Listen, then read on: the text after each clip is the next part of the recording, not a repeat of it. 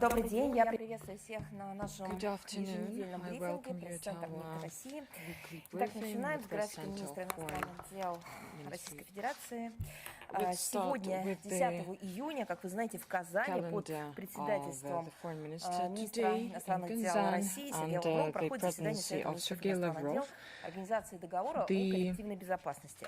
Министры на Council of заседании the выступят в Foreign составе Ministers обменяются of the мнениями о состоянии CSTO международной и is региональной being обстановки, а held. также о They are перспективах дальнейшего discussing the развития international regional agenda as well as сотрудничества the в prospects рамках of организации. cooperation in the Глава российского context of the внешнеполитического organization. ведомства Mr. проинформирует Lavrov коллег will об inform the инициативах, colleagues которые about the направлены на initiatives aimed реализацию at приоритетов implementing the текущего priorities of российского Russian председательства в presidency ОДКБ. in the Ожидается, CSTO. что по We итогам expect that расширенного заседания after будут the одобрены extended документы, которые session, выносятся на they will рассмотрение approve the сессии Совета коллективной documents безопасности presented for the ОДКБ 11 consideration ноября of в the Москве, CSTO а также будет on the 11th of принят November in ряд Moscow, and совместных there will be заявлений по several актуальным joint международным вопросам. statements По итогам adopted on сегодняшнего relevant мероприятия в international Казани issues. состоится совместная After this event, a пресс-конференция press conference will be главы held российского of внешнеполитического ведомства the Russian Сергея Foreign Лаврова Minister и генсекретаря and the ОДКБ CSTO Secretary General Талатбека Talatbek Мосадыкова. Она будет Masadykov. транслироваться на You ресурсах will be Министерства able to иностранных see дел it on России the в интернете, website of the Russian Foreign Ministry, so follow it 15-17 closely. июня On the состоится 15th, рабочий 17th визит of June, в Москву министра иностранных the дел Foreign Minister Турции. of Запланированы Turkey is going переговоры to главой come to российского Moscow with a внешнеполитического working visit. ведомства, а He's going также to have другие двусторонние negotiations with the контакты.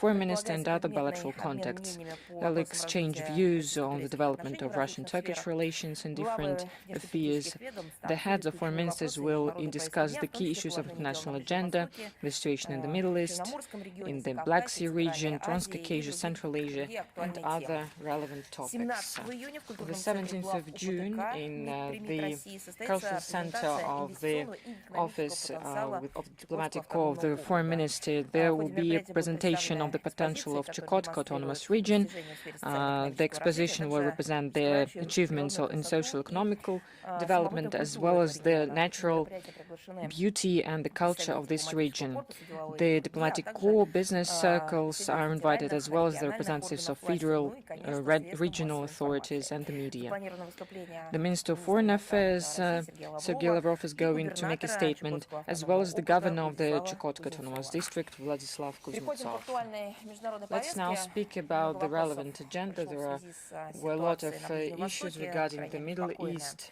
новым витком We are американо-иранского вооруженного concerned by противостояния, начало another которого было round положено of неспровоцированной Iranian-USA американо-израильской агрессии против Исламской standoff, Республики which Иран. was Призываем started by an стороны к unprovoked сдержанности, к aggression of Israel немедленному and US прекращению against военных Iran. атак.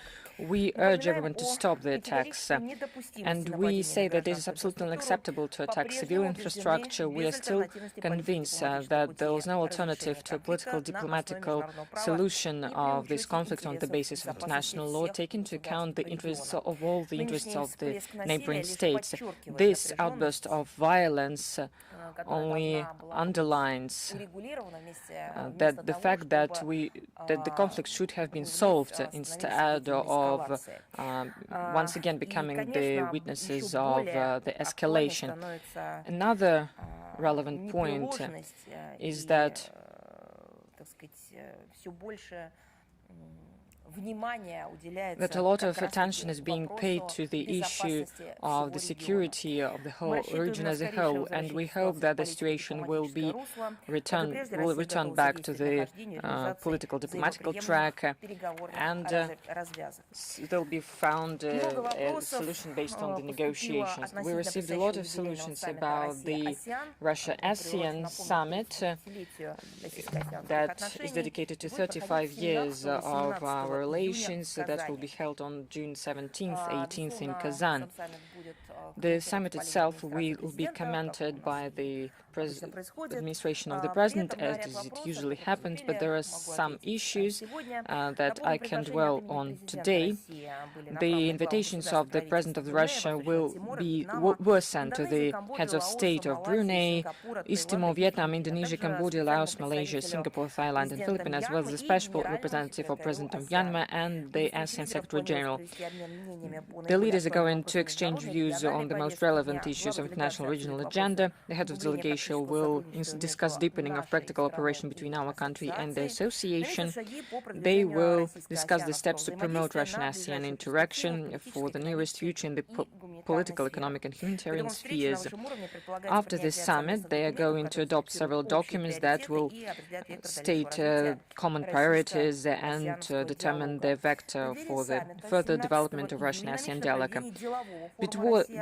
Before the summit, there will be a business forum Russia-ASEAN with participation of entrepreneurs from our country and from Southeastern Asia states. They'll discuss mutual projects, investment, mutual trade, including youth projects. As you know, the Association of Southeast Asian Nations, created in 1967, is formed by 11 countries: Brunei Darussalam, East Timor, Vietnam, Indonesia, Cambodia, Laos, Malaysia, Myanmar, Singapore, Thailand and the Philippines. In 2026, ASEAN is being presided by the Republic of the Philippines, and the motto of the Philippine presidency is "Together, moving to our common future." Today, ASEAN has the population of almost 685 million people, the third in the world, total GDP of $3.9 trillion, the fifth in the world, foreign trade turnover of $3.8 trillion. So this is one of the biggest regional organizations that has become a systemic element of the architecture of security and cooperation in the Asia-Pacific region. Its strategic goal is ensuring regional stability, promoting internal ASEAN integration processes, reducing the breach in the development level between the member states. The first contacts between Russia and ASEAN were established in 1991. In 1996, our country has become its full-fledged dialogue partner. In 2005, a joint declaration on development and comprehensive partnership was signed. In 2018, a joint declaration on strategic partnership. A multi-level branched system of mechanism of Russian ASEAN cooperation was formed. The main element are the summits: Kuala Lumpur 2005, Hanoi 2010, Sochi 2016, Singapore 2018, and a video conference in 2021. Because of the pandemic, we decided to choose this format. We cooperate with the association greatly in politics, security. We discuss the issues of forming in Asia-Pacific region of an equitable, balanced, transparent system of intergovernmental relations. In 2004, Russia joined the Treaty on Friendship and Cooperation in Southeast Asia.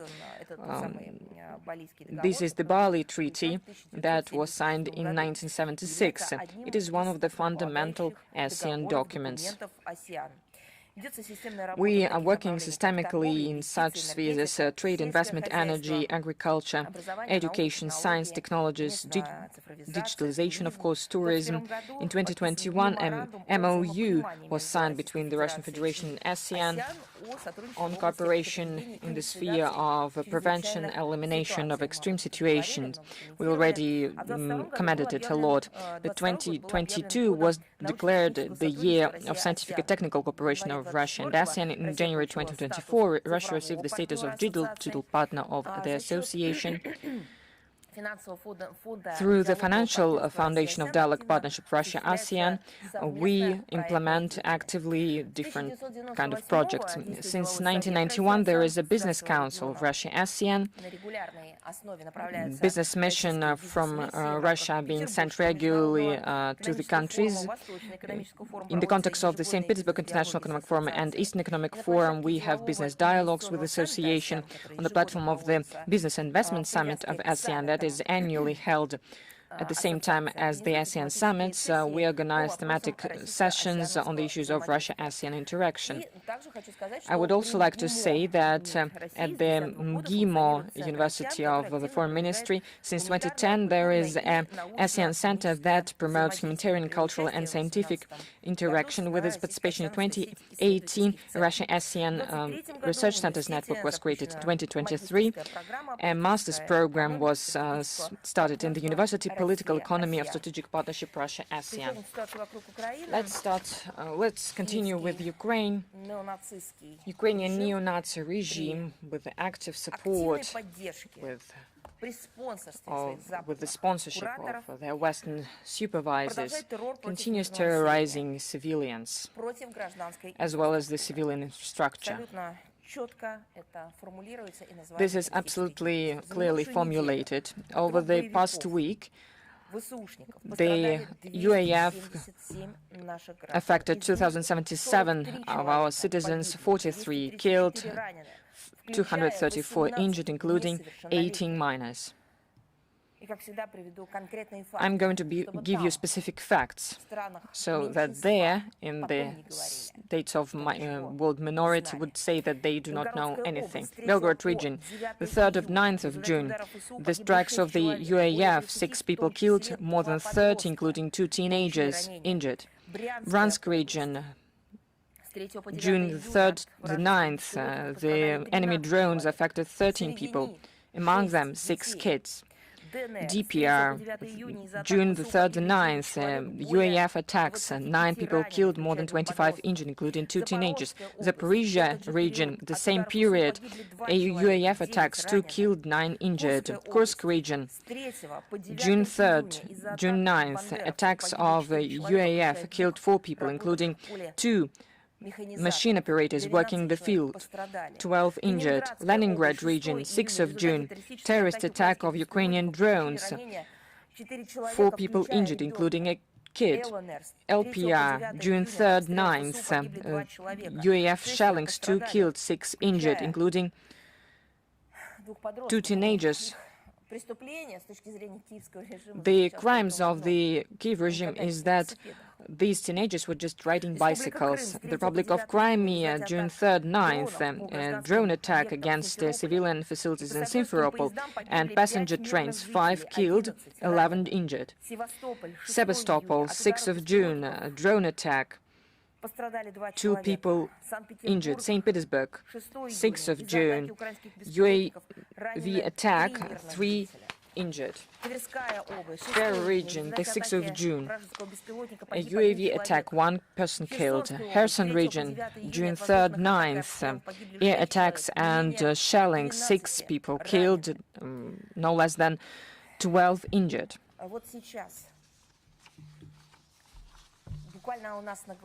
Right now, right before our eyes, we saw an attack of the armed forces of Ukraine, UAF. Their panorama of Sebastopol protection,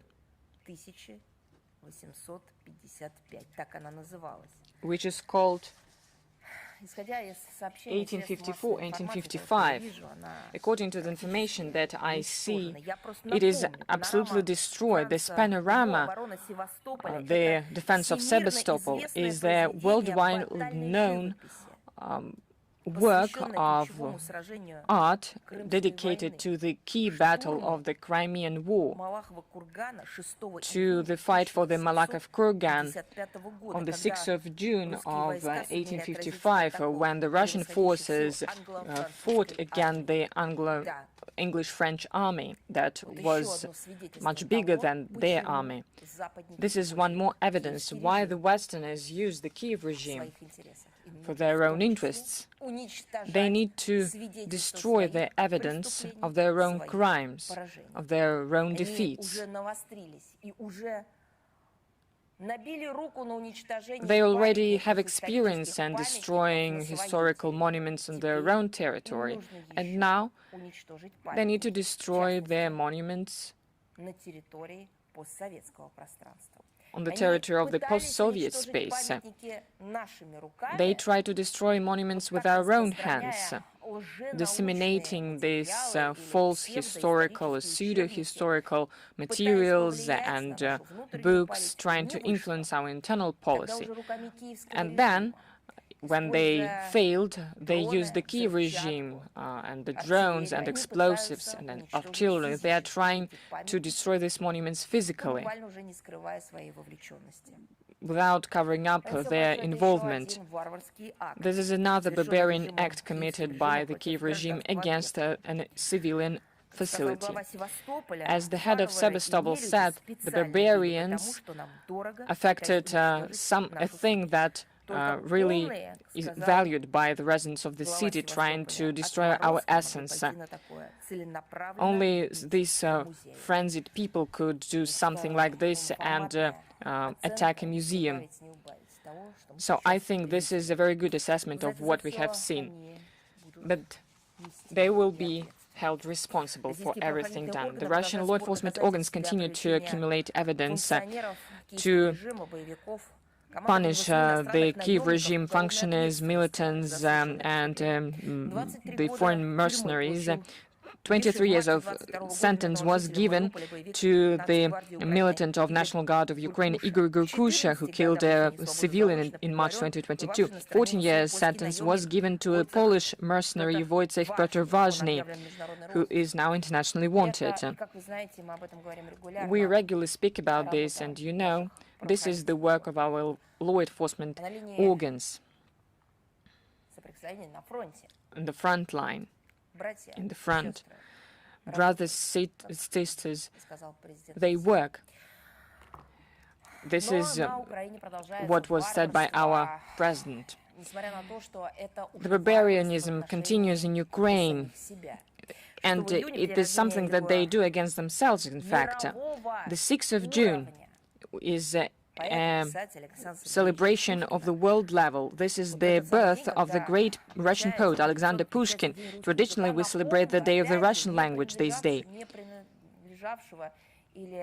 And I would like to remind that Pushkin is not just our heritage. The Russian language is not only our heritage. This is a world language. This is a language of the UN. But the Kiev regime that started war against everything related to Russia, first of all, the Russian language, Pushkin is a personal enemy. And the 6th of June for them is not a celebration, is not a national day. It is an important day for the whole world, but not for the Kiev regime. So the monuments to this great poet in Ukraine are being destroyed with maniacal methodicalness. They didn't even spare the monument in Odessa.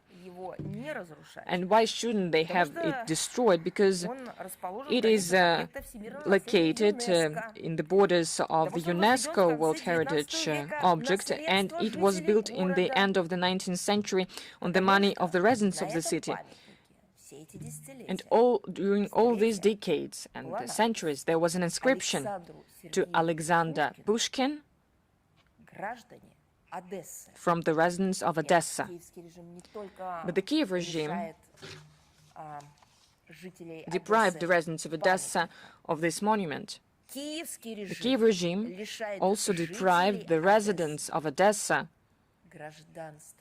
of their citizenship, of their position as citizens, of understanding of the fact what is a citizen. They deprive them of their historical memory, consciousness. Is there a cure for this? Resistance, even internal resistance. Understanding that this is a real, true act of barbarianism of the 21st century. Under this sign of depushkinization, we see a fight against culture, Russian language, Russian literature, historical memory, the heritage of the civilization. The June 1st, Odessa court banned the organization Ismail Pushkin Society. It is its name which dealt this organization, researched the works of the poet. This is their only crime. They were researching Russian literature, Slavic culture. And also there was a club of young Pushkinists in the context of this organization. So why has it become something illegal? This organization existed for 29 years. As Zelensky said, can we say that it has something to do with communism ideology, the Soviet times, maybe some kind of Russian imperialism? No, it existed for 29 years, so these are modern times. This is new Ukraine that was independent and created itself the organization like this. But the SBU saw in this a threat to national security, the fact that they were searching the works of Alexander Pushkin. June the 2nd, the Poltava City Council produced a ban on the Russian contact in the city. So it was not something related to the content, but the fact it was related to the Russian language. They're speaking about the public use of Russian films, music, books, theater performances. Sprachenführer Yelena Ivanovska, that everyone knows, declared it, and she said before these bans are only viable for the Russian products. They do not concern the content in the Russian language, as she said, that was produced in Ukraine. According to her plan, the use of the Russian language one must be paid. She proposes increasing fines for violating language legislation tenfold. According to media reports, the corresponding proposal has already been submitted to Parliament. The next step apparently will be fines for thinking in Russian. In his immortal works, Alexander Pushkin celebrated the ideals of love, friendship, honor, and loyalty to duty and the fatherland, and freedom, by the way. These values, as we see, are alien to the Kiev political party that usurped power and turned into a junta. They have different guiding principles. For example, Ivan Mazeppa, who in modern Ukraine has been elevated to the rank of a national hero alongside Nazis like Stepan Bandera, Roman Shukevich, and various Petluras and Melniks and so on and so forth.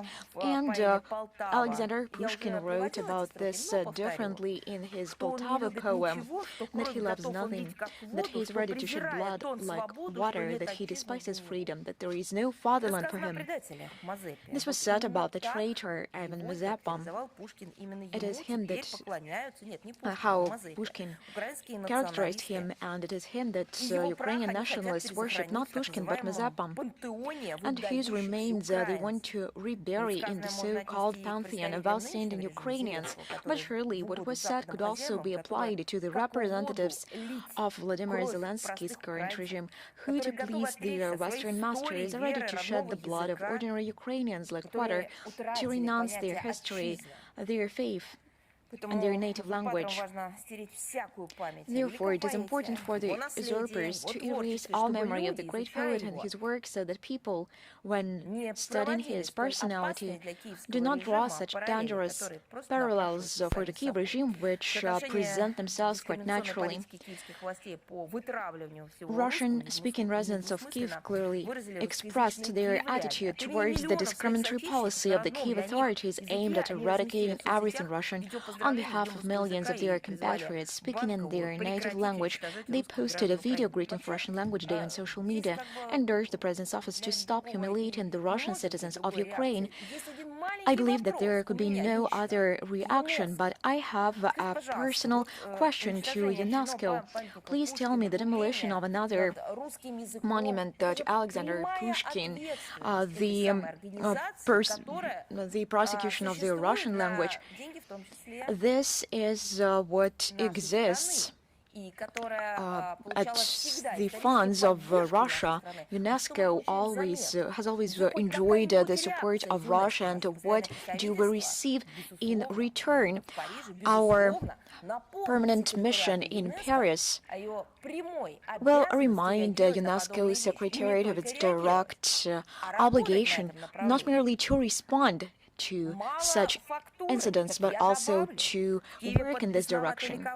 Also, I would like to add something to make this picture full. Also, in Kiev, amidst the frenzied rejoicing of this regime propagandists, the monument to the great Russian writer Mikhail Bulgakov was dismantled near the famous house of the Turbin, where he lived in his youth, and where his literary memorial museum is located. This is once again one more fact for UNESCO, which exposed the criminal character of Vladimir Zelensky's policy. Back in February 2021, he was publicly stating different things. He was speaking Russian back then, and he commented on the situation quite differently compared to the present moment, and at his instruction, the corresponding policy is being carried out. I will remind you once again, February 2021, while showing the audience Russian language book published in Ukraine, he publicly stated in Russian that there was no ban on publishing the novel The Master and Margarita in the country or in studying in the literature curriculum in Ukrainian schools. He also assured, I quote, news about the banning of Bulgakov in Ukraine is, as Professor Preobrazhensky would say, nonsense of a cosmic scale, unquote. Today, we see that the nonsense of a cosmic scale is being built and is being constructed in Ukraine by the hands of Zelensky and his accomplices, and they are in no way ashamed of this. It is the impression, we have the impression that they are proud of this, but there is as little detail. They deceived their own people, not everyone. Mikhail Bulgakov has been removed from the school curriculum. Monuments have been torn down, and in recent years in Ukraine, according to official Ukrainian data alone, over 11 million books in Russian have been destroyed. And they are pretending that they are not barbarians, that they are not Nazis.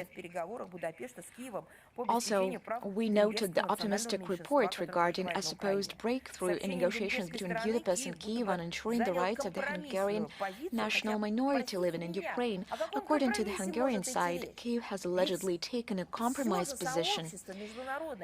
How can we speak about a compromise? The international community has put its names down the rights of peoples to education, to the native language, to access to history, and now we have to speak about compromise. Let it be so. According to the Hungarian side, the Kyiv regime has committed to restoring the system of national schools, where the Hungarian language will be freely used outside the educational process as well, where there will be an opportunity to take final exams in Hungarian language and literature and receive a graduation certificate in Hungarian. In settlements where the share of the Hungarian population exceeds 10%, it will supposedly be possible to use Hungarian national symbols, as well as use the Hungarian language when providing medical care, at sports and cultural events, in political activities, and in the organization of national holidays. In exchange for this, Budapest is ready to agree to the opening of the first negotiating cluster on Ukraine's accession to the European Union. In general, one could be happy for the Transcarpathian Hungarians that, against the backdrop of systemic violations of the rights of national minorities, I would say elimination and demolition of their rights in Ukraine, some progress has emerged for them, at least at one direction.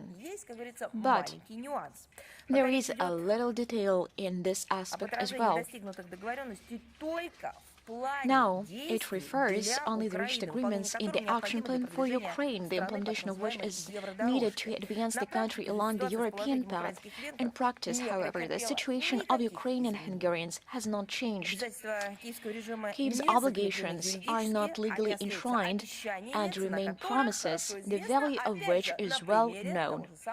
At the example of Mikhail Bulgakov,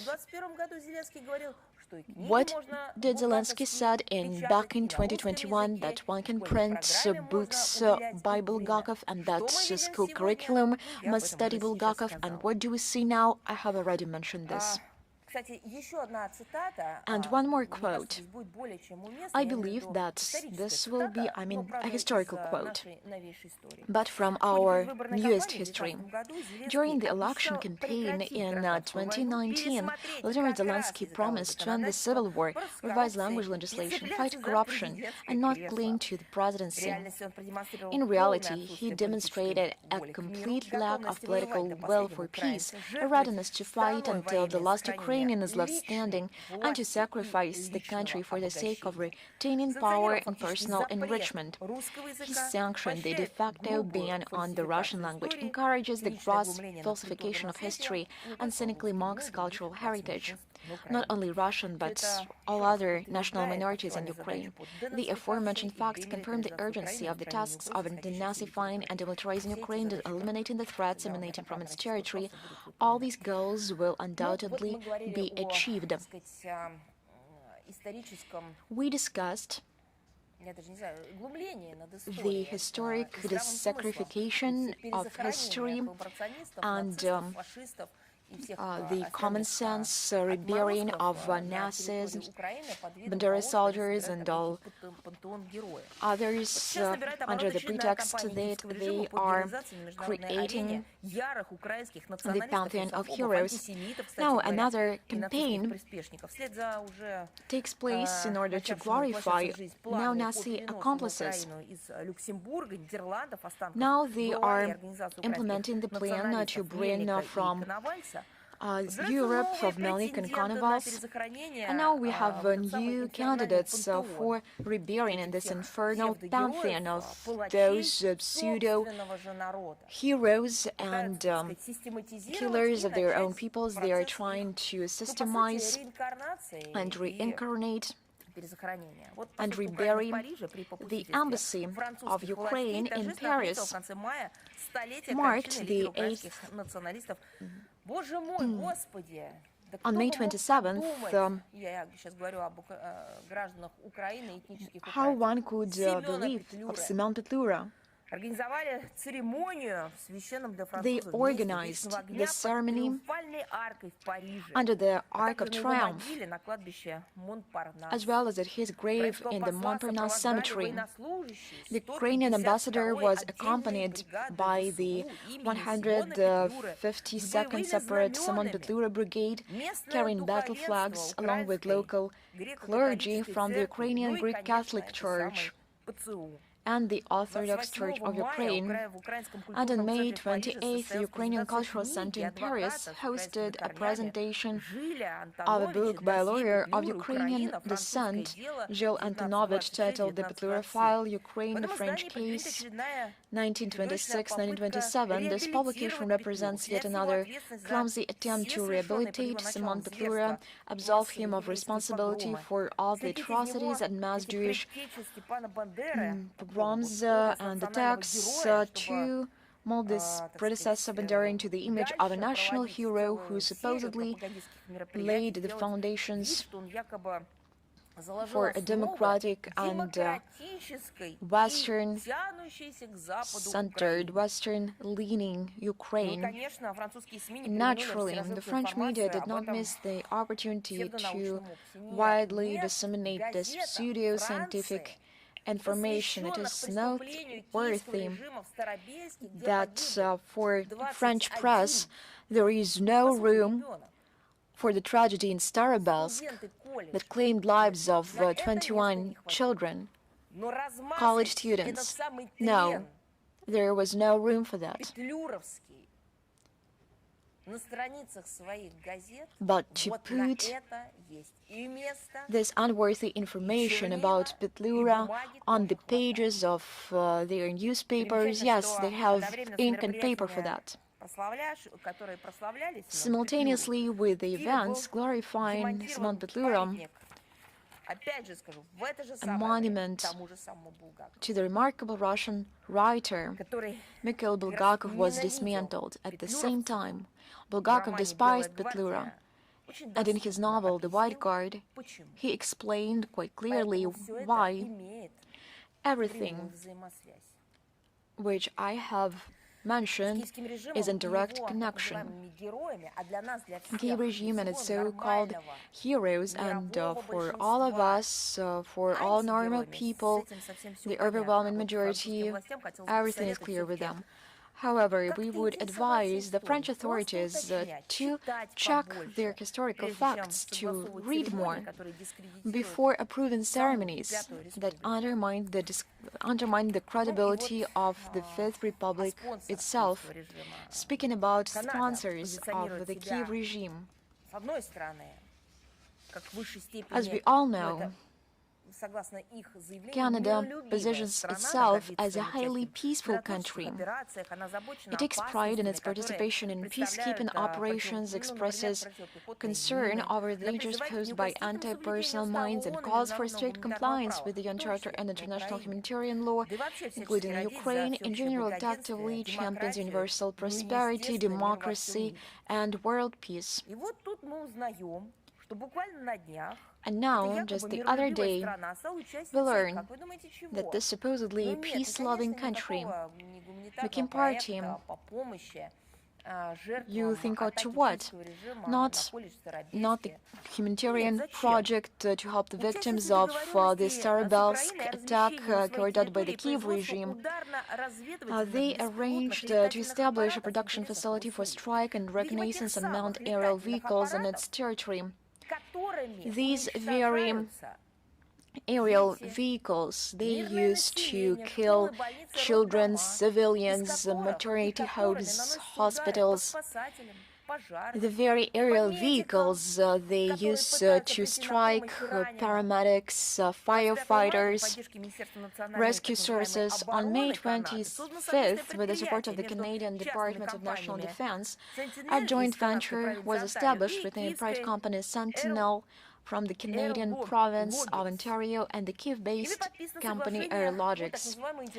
They signed an agreement on intellectual property and licensing, which includes knowledge and experience sharing.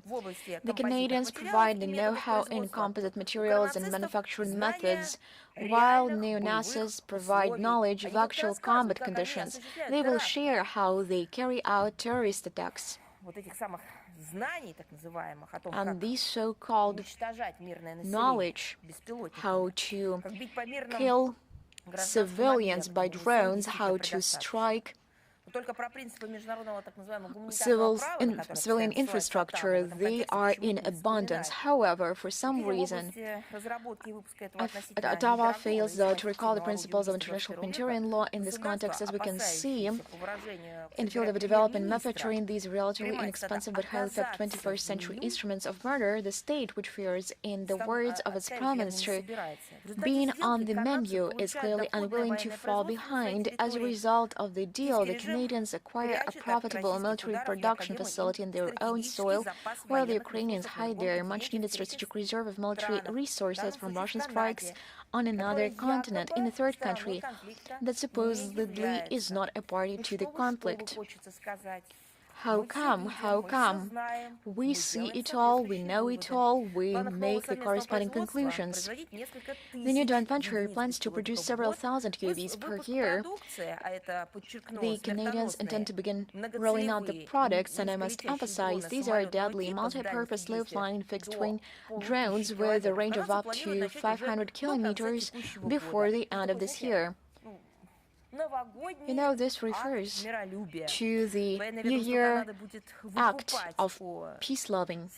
The Canadian Military Department will purchase the finished items from Sentinel and transfer them to the Ukrainian Armed Forces free of charge. All products will be supplied to Ukraine, especially for use against the armed forces of the Russian Federation. But to put it in plain terms, to kill Russians. Do you remember how George Bush Jr. said that the goal of the Kiev regime is to kill as many Russians as possible? Thus, as we can see, Canada has moved to a qualitatively new level of involvement in the Ukrainian crisis. All masks have been discarded, and the true-based nature of what is by no means a peace-loving state, but rather a warmonger, seeking to further fuel the Russian-Ukrainian conflict by all possible means, has been laid bare. We reserve the right to an adequate response, and we will factor these new circumstances into our military political planning, and we will for sure publish the correspondent addresses of these production facilities on the territory of Canada. People must know about this. The situation around Moldova. On June the 2nd, the chargé d'affaires of Russia was handed a note of protest at the Moldovan Foreign Ministry. claiming that a supposedly Russian explosive-laden unmanned aerial vehicle crashed in Galati, Romania on May 29. So, I will just recall you. So, an incident occurs in Romania, not Moldova, yet Chisinau sounds the alarm, and Chisinau is not interested in the fact that they are being drawn into a peace-loving course, which is not peculiar to Moldova. Chisinau does not any evidence that the UAV has no Russian origin. Their main goal is to score Russophobic points and demonstrate their solidarity with Bucharest. Moldovan experts openly point out that the surge in anti-Russian drone hysteria in the Republic is linked to plans to open the first negotiating cluster on Moldova's accession to the European Union in the near future, as well as the upcoming second Moldova-EU summit in Brussels on June 22nd. In its eagerness to show loyalty to Brussels officials, Chisinau continues to signal its readiness to join the EU, even at the cost of losing its independence, sovereignty, and national identity. Unlike Russian diplomats are being called to the Foreign Ministry of Moldova not giving any evidence, we do have evidence. The Vice Prime Minister of Economic Development and Digitalization of the Republic, Evgenia Smakescu, said on June the 2nd that in the context of joining of the EU, there is a Plan B of official Chisinau, which includes uniting with Romania. If it will happen if the treaty on joining the EU will not be signed till the end of 2028. So, can you imagine this alternative given to the citizens of Moldova? So now, the leadership that they entrusted the power with is calling them Romanians. So maybe you do not want to be part of the EU, but you will have to, but we will present you as Romanians. Well, actually you are Moldovans, but if we will not be accepted into the EU by some reason, then we Moldovans, Romanians will join it in any way. But we will have to renounce our own sovereignty, we will renounce the fact that we are a sovereign state of Moldova and that we are Moldovans, and we will become part of Romania. But at the same time, we will be in the EU, but we will be part of Romania in this case. This is genius. You know what it resembles? When, for instance, a creature that eats people goes near a man and asks, you know, do you want to go to the theater, but I will have to eat you before that. But you will go to the theater, but you will be in my stomach. Well, I haven't seen such a mockery of the common sense. I haven't seen anything like this. Some methods were used. The 25th image, some kind of work with historical documents, but so outright actions. So if you want to be part of the EU, become part of a different state, well, I cannot remember such open actions. This Moldovan minister, maybe he already calls himself a Romanian minister, said that there is no threat in losing the identity of the Republic because the majority of the population of the country already support close cultural and family ties with Romania, and many of them have Romanian citizenship.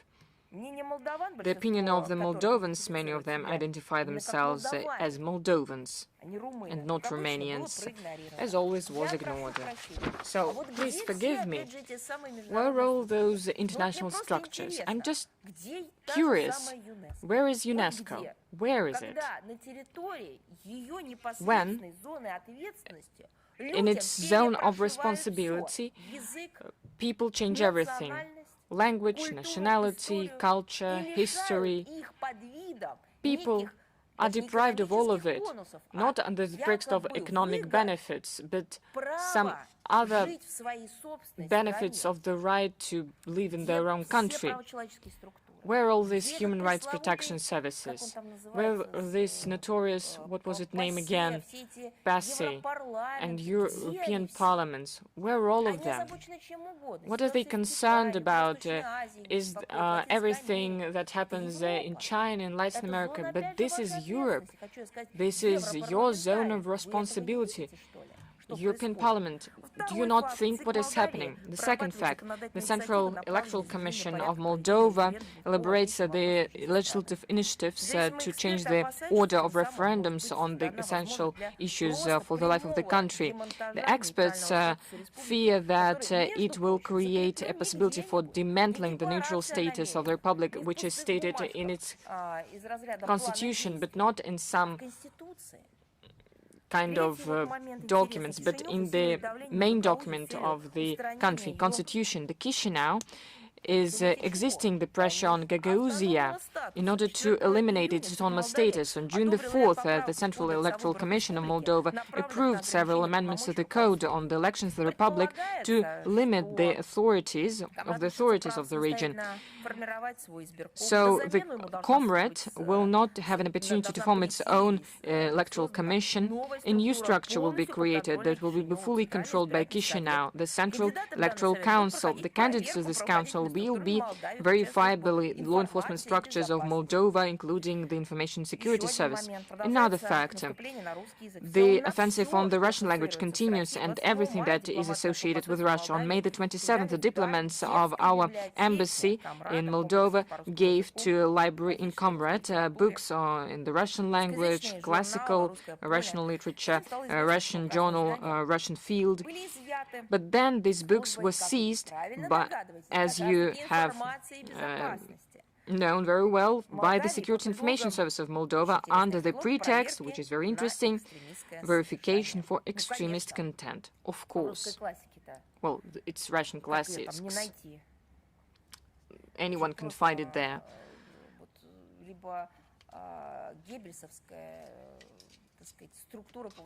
It's like a Goebbels structure to create punishment organizations under the pretext of information work. These are all types of anti-utopias and utopias that were described by Orwell and many others, like the Ministry of Truth and the same. So the Chisinau regimes everything to gain points before Brussels in order to join this European family. And in fact, the existence of Moldova is on the map right now. And the opinion of common Moldovans is being ignored. This is the true phase of Euro integration. Well, if we're speaking about human rights, well, as we're speaking about the European continent,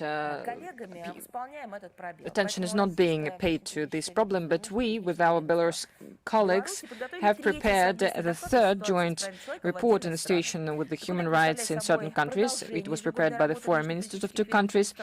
This continuation of annual work of our ministries to draw attention of the international community to the real threats in this sphere. This report will be presented on June the 30th, as well as on July the 7th and July the 9th in the Executive Committee of CIS in Minsk, in the headquarters of the OSCE in Vienna, and on the margins of the 62nd session of the UN Council on Human Rights in Geneva.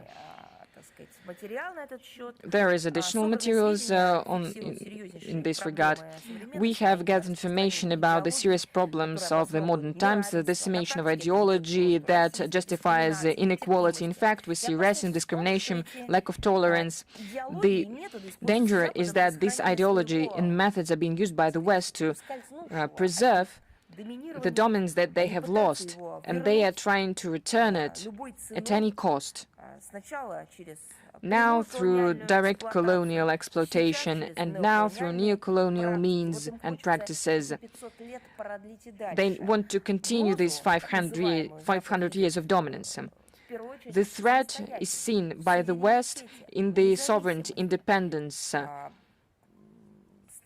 of the countries that in their history, by their labor, their fight, have gained the right to be sovereign and independent.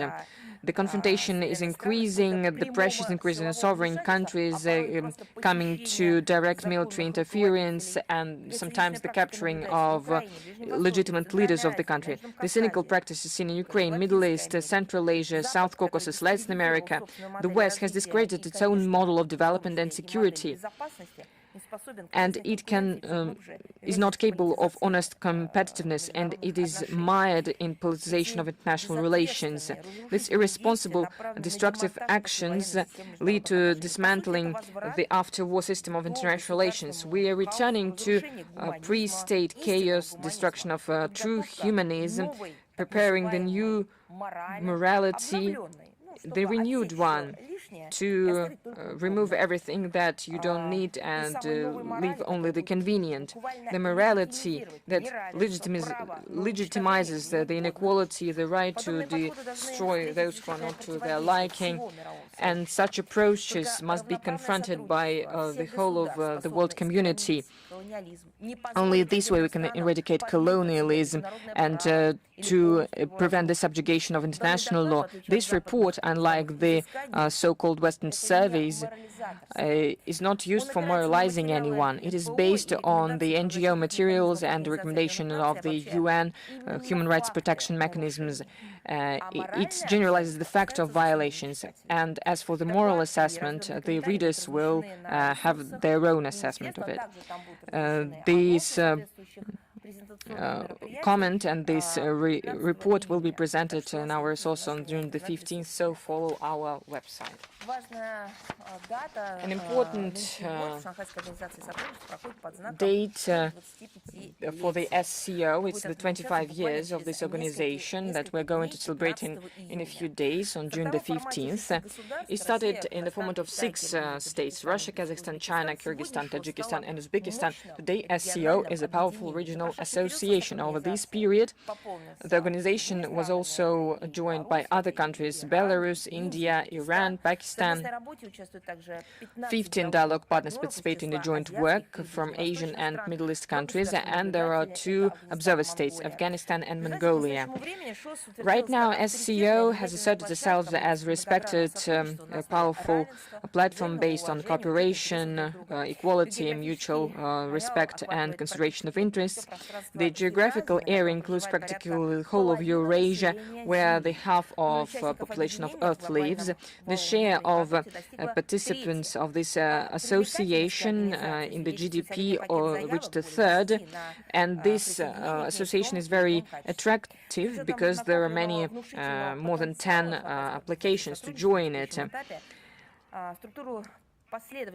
We do everything to strengthen the role in promoting the process of sustainable growth and forming multiple world order. The organization becomes a fundament for building in Eurasia of a balanced architecture of equal, indivisible security, stability that ensures the interests of the maximum number of countries. The social economic fundament of this system is going to be the Great Eurasian Partnership, based on close cooperation of states and multilateral associations of the regions and convergence of national strategies.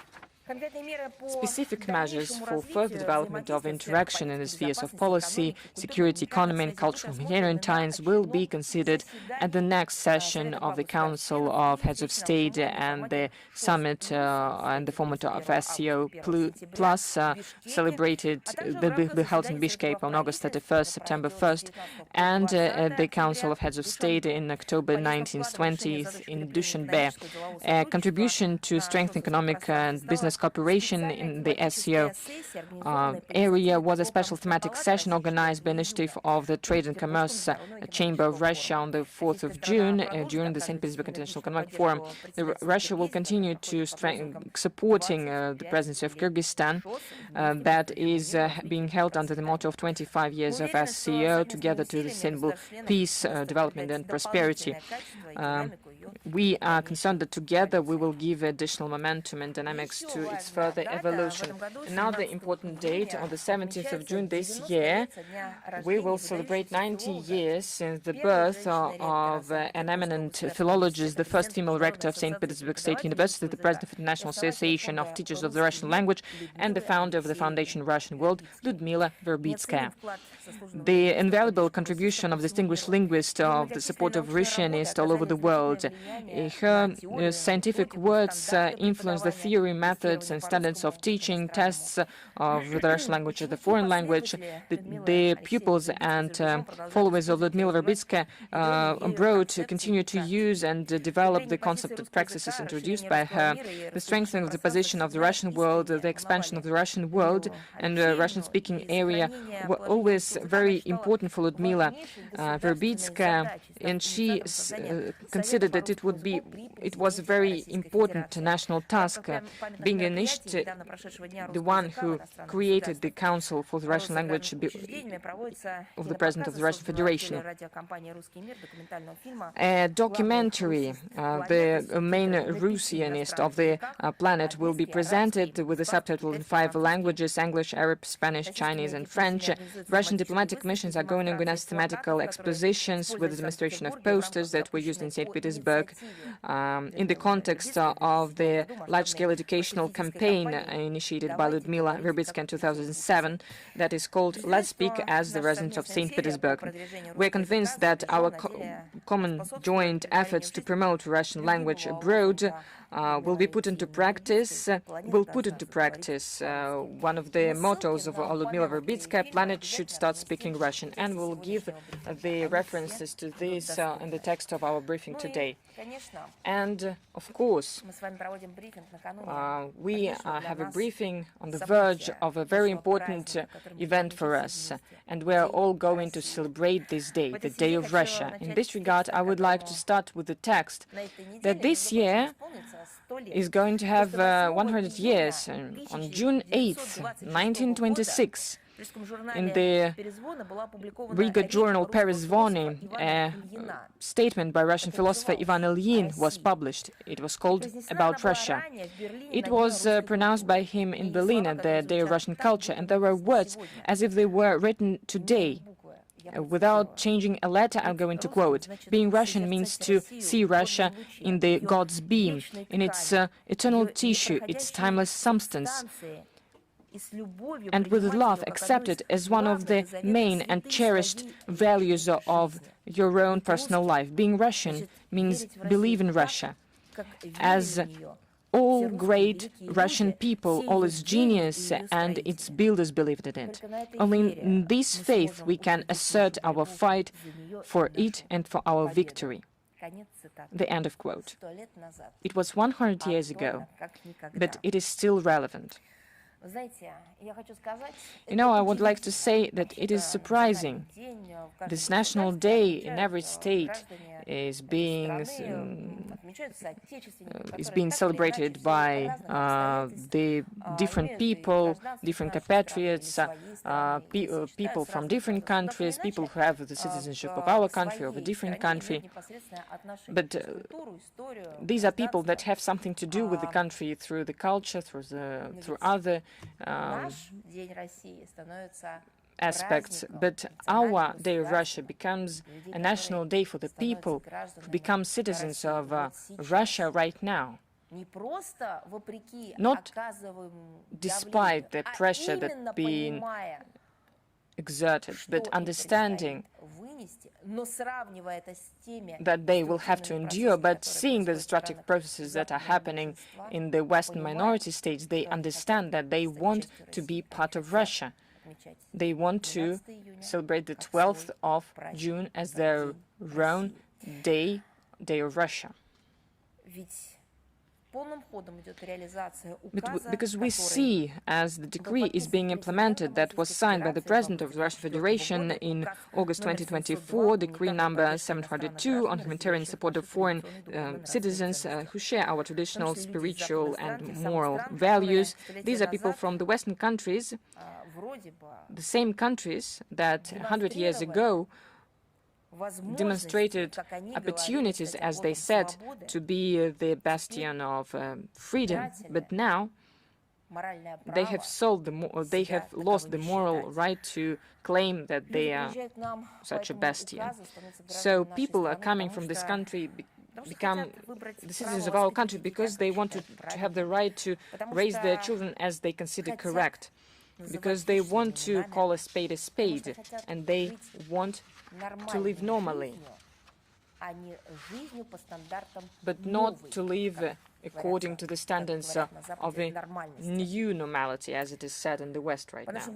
According to our data, since the entry into force of this decree, we have seen more people coming to Russia from Germany, France, Italy, the USA, Estonia.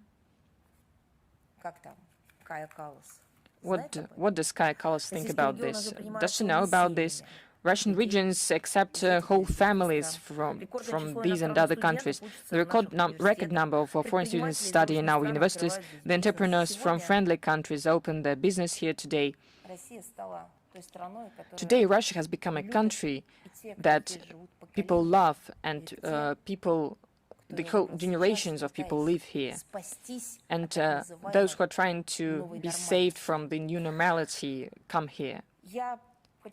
I would like to congratulate everyone on this celebration. I would like to congratulate you on the Day of Russia. Please read Russian classics. Watch our theatrical performances on the classical works. Go to our museums. Visit them personally. Use the internet for this, for instance. Listen to classical music by Russian composers. Remember that Russia is a multinational country. Listen to our ethnic music. Remember the pages from history of various regions.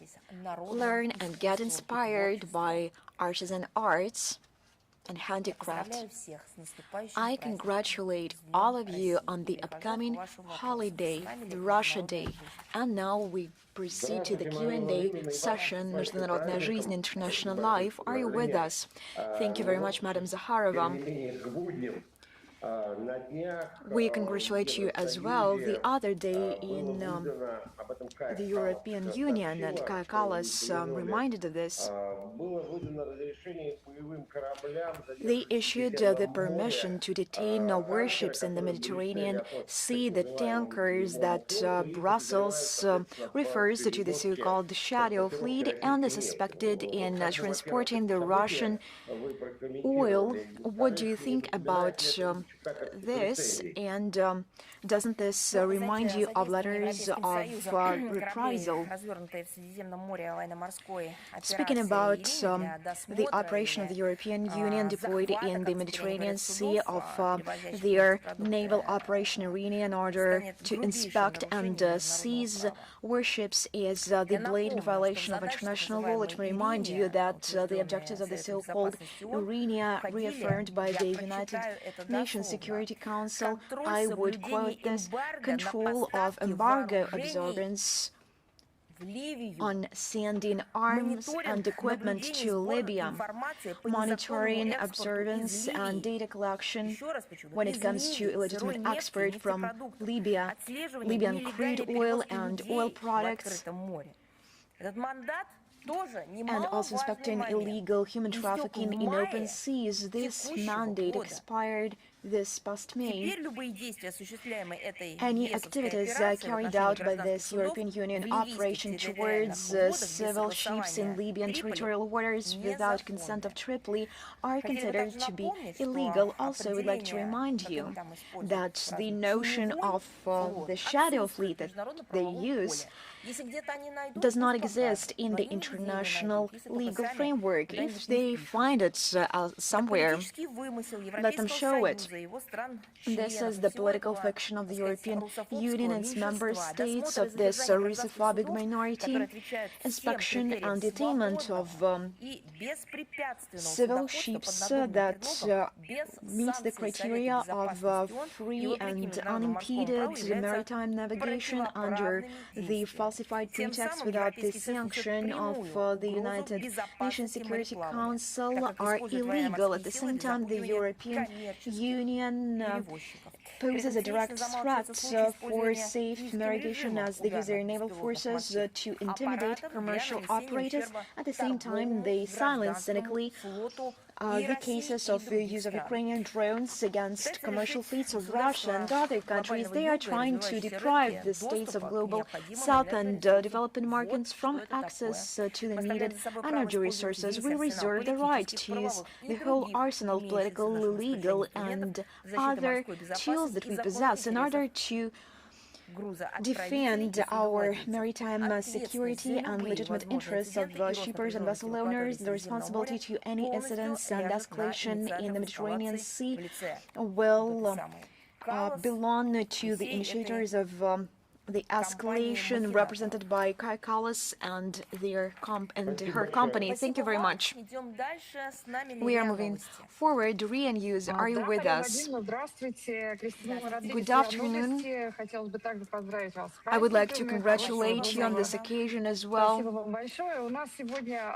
Today we have one question. On June 16, 2006, the Russian-Kazakhstan intergovernmental agreement entered into force, launching the Eurasian Development Bank. How would you comment on this anniversary?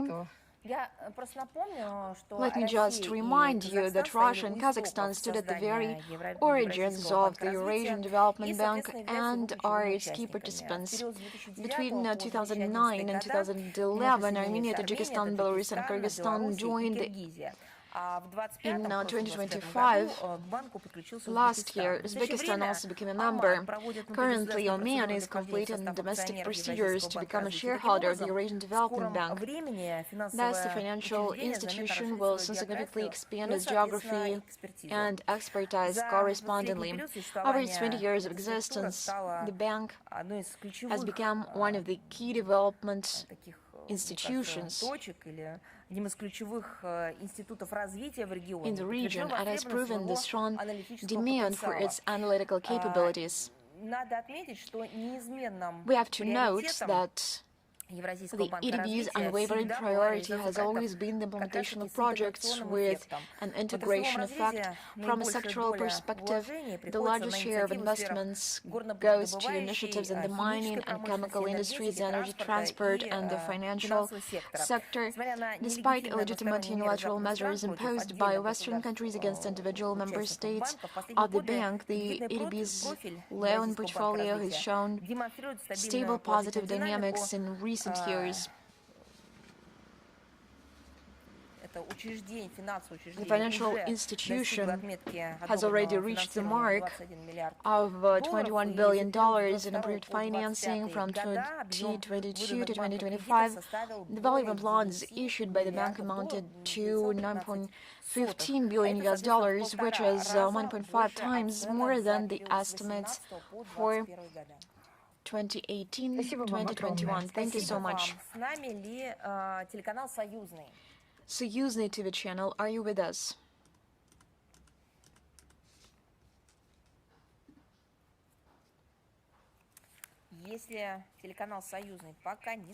If Союзный TV channel is not with us, Известия.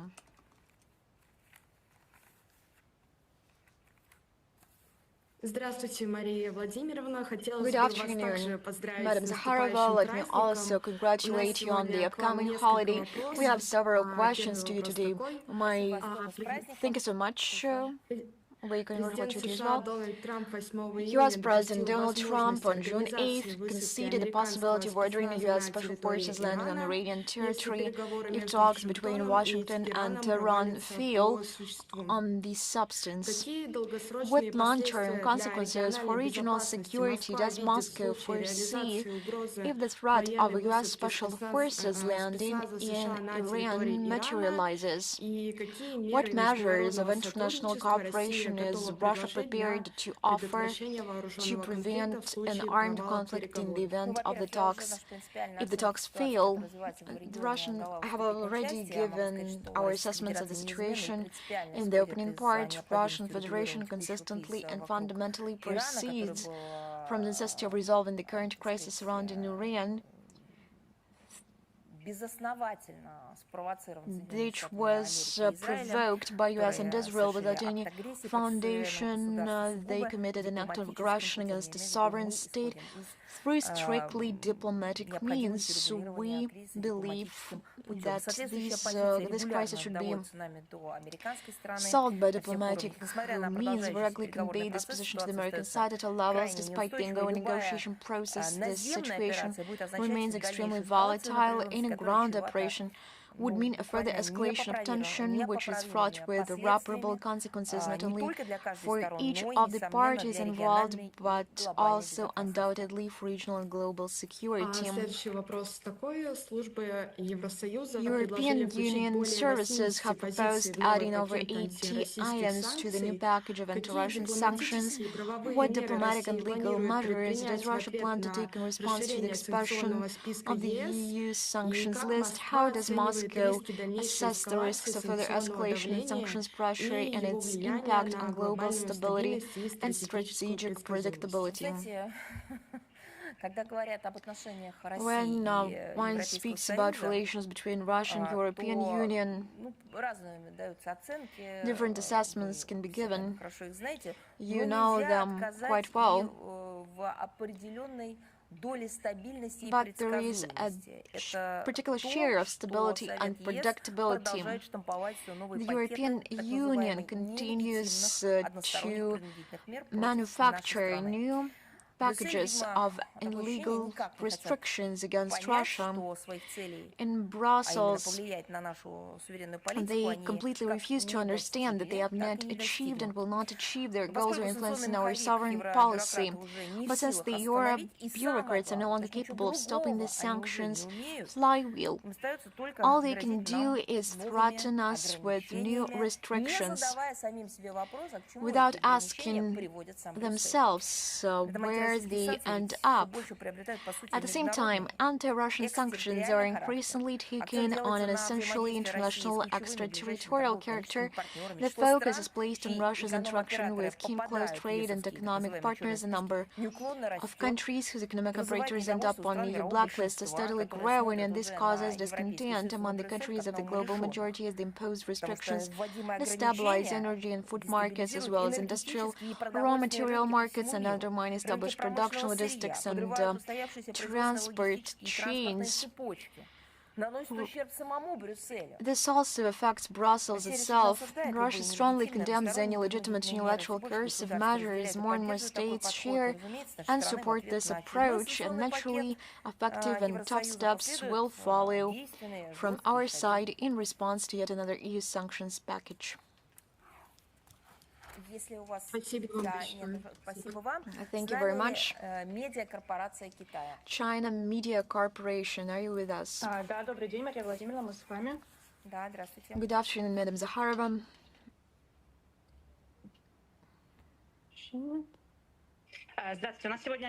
We have one question today. I also align myself with congratulations voiced by my colleagues. Tomorrow, the Global Human Rights Governance Forum will take place in Beijing, China. Use the right to existence and the right to development as fundamental human rights and advocates for their advancement through development and cooperation. Given serious global challenges such as poverty, climate change, and the energy crisis, how do you evaluate the approach that prioritizes the right to development? Does this approach correspond to the real needs of the peoples of the majority of countries in the world? Russia strictly adheres to the norms of international law. We proceed from the fundamental premise that all human rights, civil and political, social, economic, cultural, as well as the right to development, are universal, indivisible, interdependent, and interrelated. The UN Declaration on the Right to Development of December 4th, 1986 defines it as an inalienable human right, by virtue of which every human person and all peoples are entitled to participate in, contribute to, and enjoy economic, social, cultural, and political development in which all human rights and fundamental freedoms can be fully realized. In other words, this right is primarily a matter of having the appropriate opportunities. It must seem funny and tricky to comment on this subject in response to right after my response to the question on the legitimate sanctions introduced by the West they impose against peoples, thus hindering their opportunities for development. Unfortunately, despite the fact that 4 decades have passed since the adoption of the declaration, we cannot yet speak of its realization, and we understand why.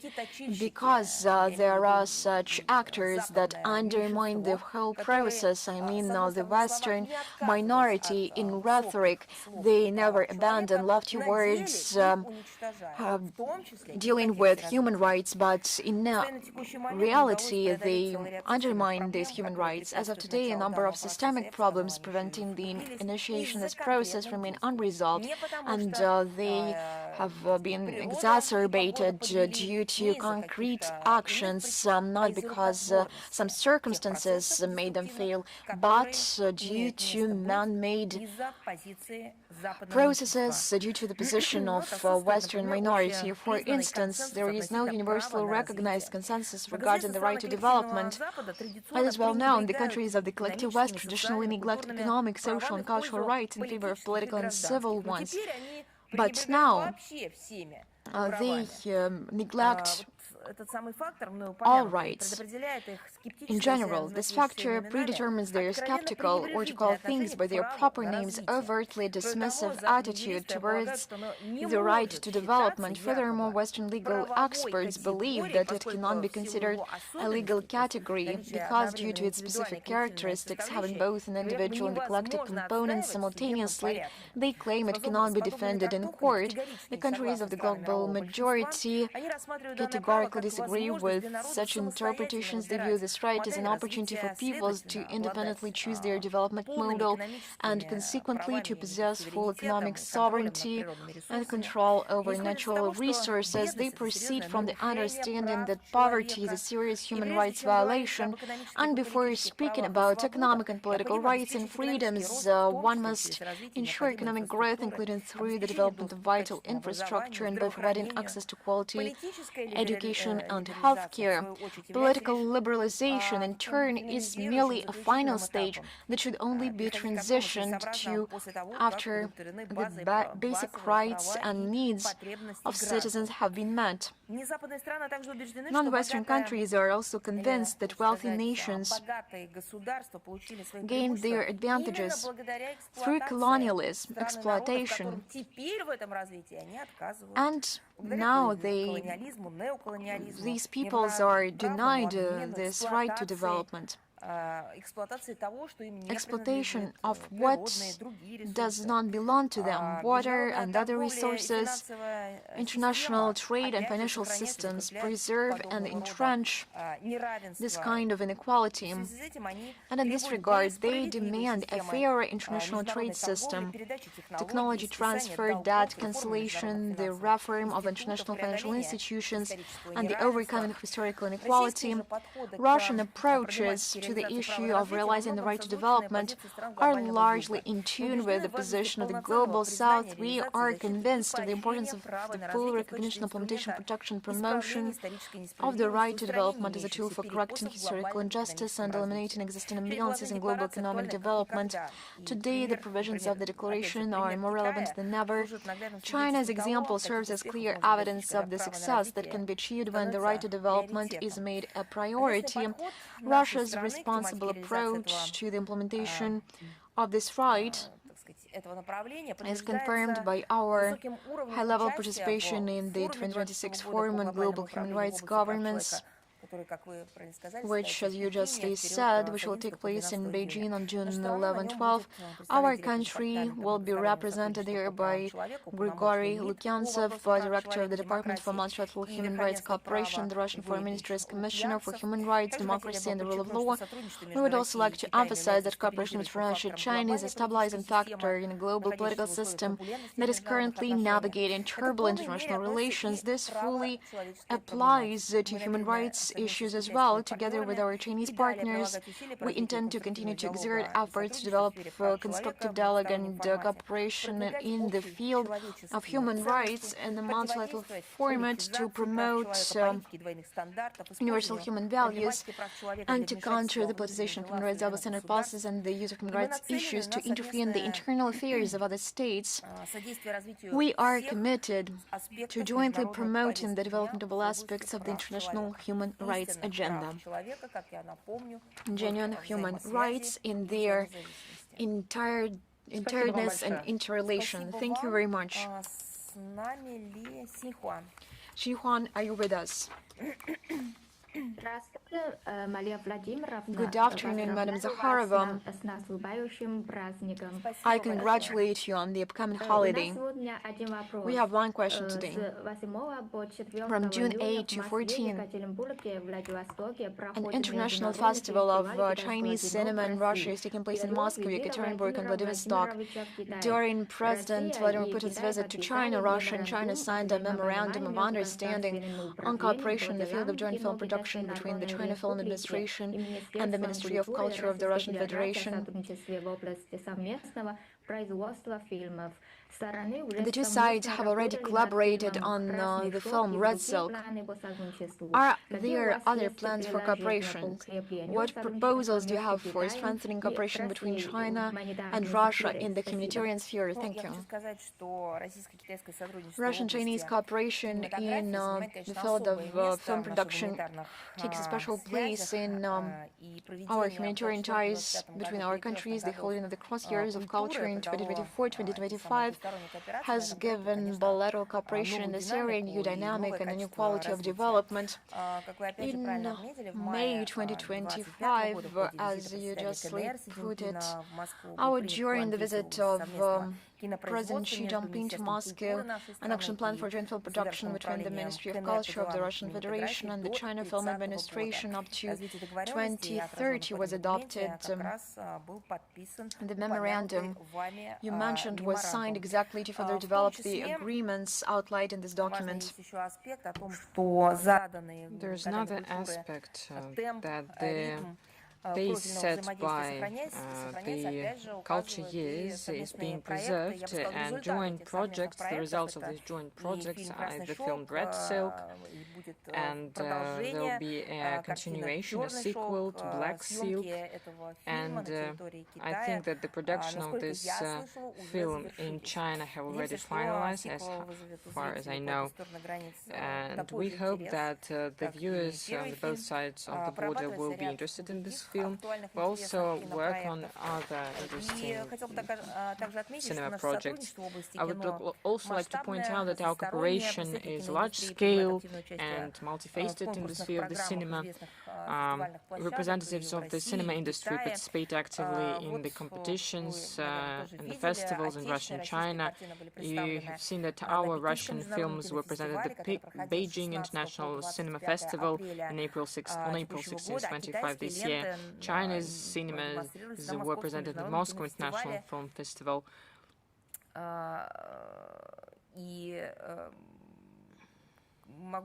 And I can say that the base documentary of the 48th Moscow International Cinema Festival was the film A Long Way Home, and the Russian military drama of Blood Type received the main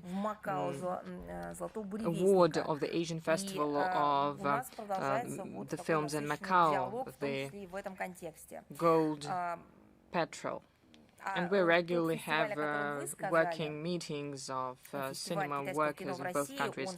The festival that you mentioned, the Festival of Chinese Cinema, started in Russia this week in Moscow, Yekaterinburg, and Vladivostok. This is a great example of interaction. This year we have planned a Festival of Russian Cinema in China. These events are also included in our calendar. I'm speaking about the list of of the events for 2025 and 2026 in the context of the education years between Russia and China. Of course, all of this is used for raising awareness, education. Of course, this is also a way to enjoy ourselves, but at the same time, it includes this educational element. The task of this educational activity is to introduce the culture to the young people of both countries. We're neighbors, we have common history, we have good prospects, so let us wish these festivals to implement their tasks and all the best. And I can remember the Chinese cinema producers who were on the festival, a brilliant Butterfly. The previous year it was the first festival, and this year it is going to be presented once again, and all the countries can have an opportunity to send their films to this festival.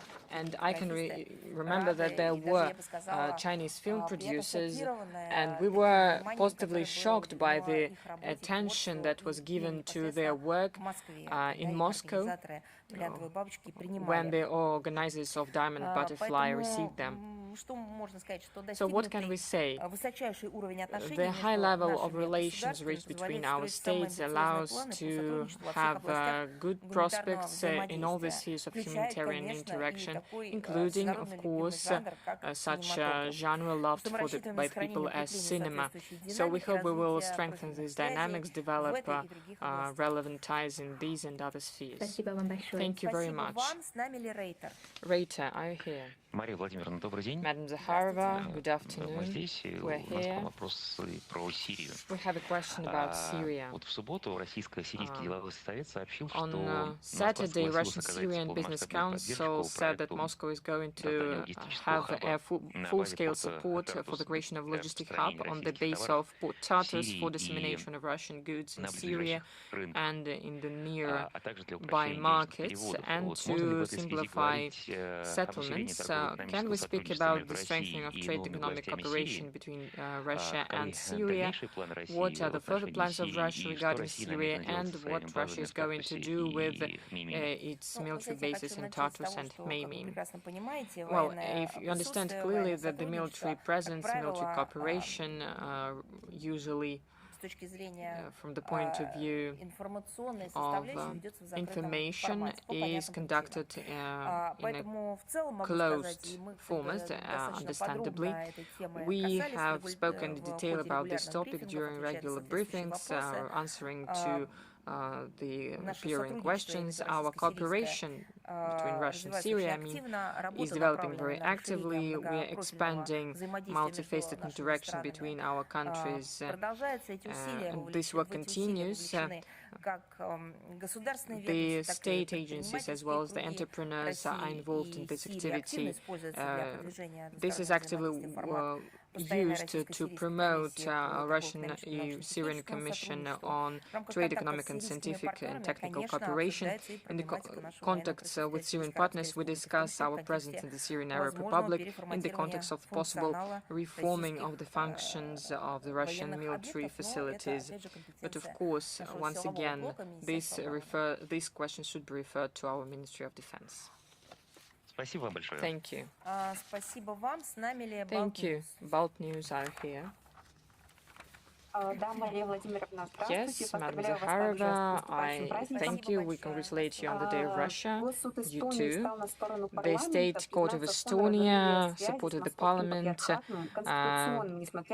saying that the law on the breach of ties with the Moscow Patriarchy is a constitutional one, and despite the position of the President who didn't sign the law.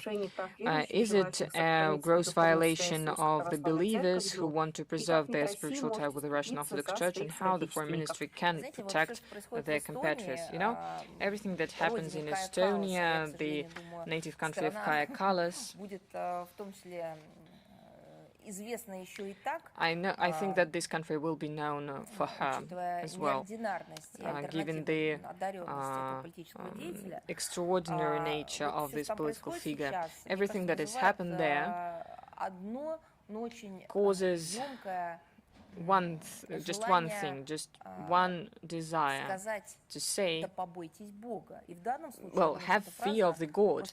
I think this phrase can be absolutely used in this sphere because you cannot include politics in religion. There is no document that allows to do this, but there is a great number of documents that bans such kind of actions. We condemn such actions because they are going to violate such rights as the freedom of religion, the freedom of religious assembly. We will remind that Estonia participates in international agreements that regulate the interaction of the state with the religion. So, in fact, this country follows legal obligations to abstain from discrimination regarding religious organizations. However, Estonian authorities, I will remind, Estonia, the native country of Kaja Kallas, consciously violating the provisions of the International Convention on Elimination of all the forms of racial discrimination of 1965, International Pact of Civil and Political Rights of 1966, European Convention on Human Rights of 1950, the Framework Convention on the Protection of National Minorities of the Council of Europe of 1995, and the Charter of European Union on the Fundamental Rights of 2000. Now you understand why they are replacing international law with the rules-based order, because their rules contradict the right that with their participation was created. Russia will not turn a blind eye to it. We will raise the topic of the violation of rights and discrimination in Estonia of Orthodox Christian Church at the international platforms of the Third Committee of the UN General Assembly, UN Council on the Human Rights, and the OSCE Permanent Council, and in the context of human rights protection organizations. And also UNESCO has something to do on this track, so we will try to get an adequate reaction of the world community to the arbitrariness that happens in Estonia. So this is some demonic actions that are happening there. Thank you very much. Thank you. Portal News.ru, are you here? Good afternoon, Maria Zakharova. I congratulate you on the Day of Russia and the whole of diplomatic corps that is in Moscow and all over the world. Thank you very much. Thank you indeed. I congratulate everyone on this day, everyone who has something to do with it, and those who love our country. Thank you very much. Thank you. We have two questions. The first, the leaders of the UK, France, and Germany, together with Zelensky, published a program statement with 5 basic conditions to start the process of settlement, supporting direct negotiations of Moscow and Kiev with the obligatory participation of the EU. They include reliable, legally binding guarantees of security for Ukraine, including the deployment of multinational forces and the preservation of the frozen Russian assets before the full compensation of the damages. What Moscow thinks about these conditions? Is it a realistic basis for negotiations? Globally, I can say that there is nothing new in it. I would like to point out the assessments that were given to the role in the modern context. The President of Russia, he assessed the negotiation efforts of these countries, as well as their relevant actions, our current actions on the Ukrainian track. You can see the statement of our President in the St. Petersburg Forum when he spoke at the plenary session. As for their direct activity, in the newest time we're going to publish a material. I think it will be tomorrow. So just follow it closely. So the second question, how could you comment the decision of the EU to provide Ukraine with $5.9 billion to buy drones? There was a recent statement by Kaja Kallas. Is it a last step before the EU enters the direct conflict with Russia? Well, the countries that you mentioned before, the UK, France and Germany, well, UK is not part of the EU, but France and Germany are part of the EU. And they're very active. They set the tone. Well, which is very interesting, because on one side they're speaking about peace, but in the context of the EU collectively, with the participation of France and Germany, they decided to give Ukraine almost 6 billion euros to buy drones.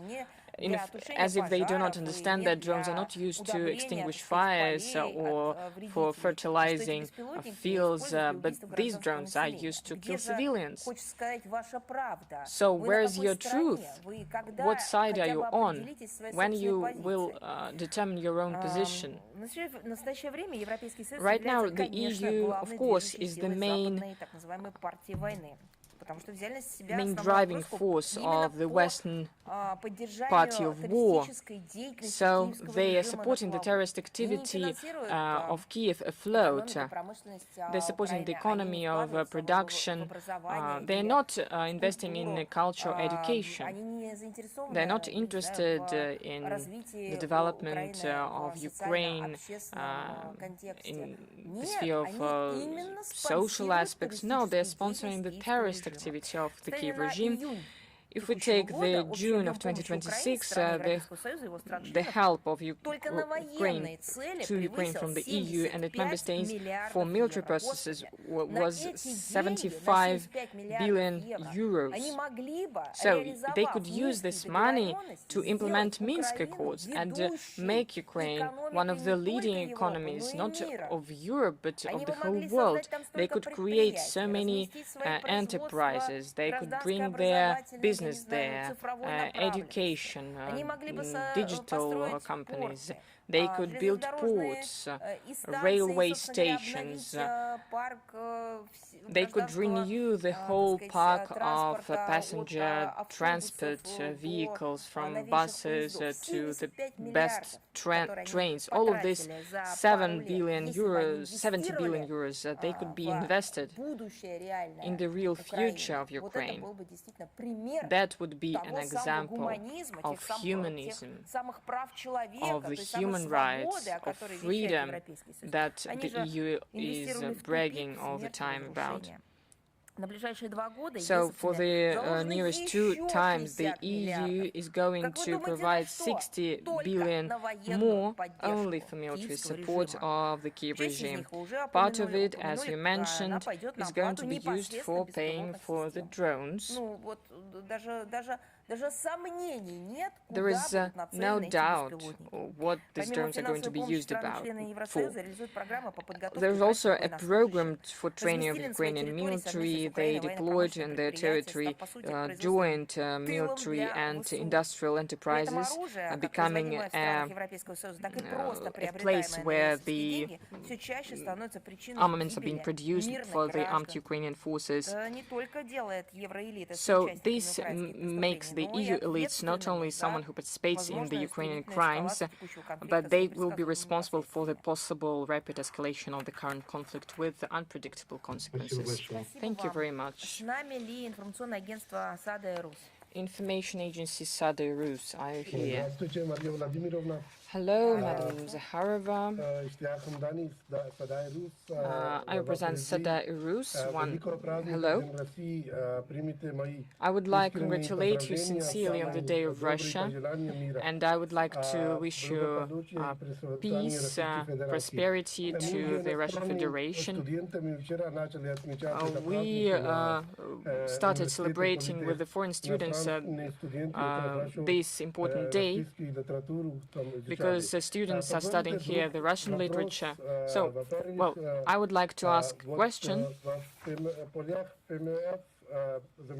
On the margins of the St. Petersburg International Economic Forum, the Vice Minister of Industry and Trade of the Russian Federation, Roman Chekushov, informed about the possible opportunity of signing an agreement of free trade between the EAEU and Pakistan. What is the assessment of the Foreign Ministry of the prospects of this agreement and its meaning for the development of economic cooperation between Russia, EAU, and Pakistan? There is work underway to research the potential economic effects from having a free trade zone between the EAEU and Pakistan. For this, a joint research group with participation of experts of both sides was created. We hope that as a result we will set official negotiations to liberalize trade. I would like to underline that it was Russia since 2024 being an initiator of including Pakistan into the list of promising EAEU partners. At the same time, we need to take into account that both processes, the work of the group and the official consultations, can take some time necessary for creating qualitative content for the document. Potentially, we can say that the agreement will contribute to strengthening trade economic cooperation between the EAEU and Pakistan, opening new foreign markets for the producers of all sides, of all countries that will participate in this format, and it can be an important element of future greater Eurasian partnership. And there is a second question. On the margins of the session of the Council of Foreign Ministers of SCO in Bishkek, Russia and Pakistan signed an agreement on cooperation in the sphere of countering illegal migration and fighting illegal drug trafficking. According to the Foreign Ministry, what is the significance of these agreements for further strengthening of Russian-Pakistani relations and expansion of practical cooperation between two countries?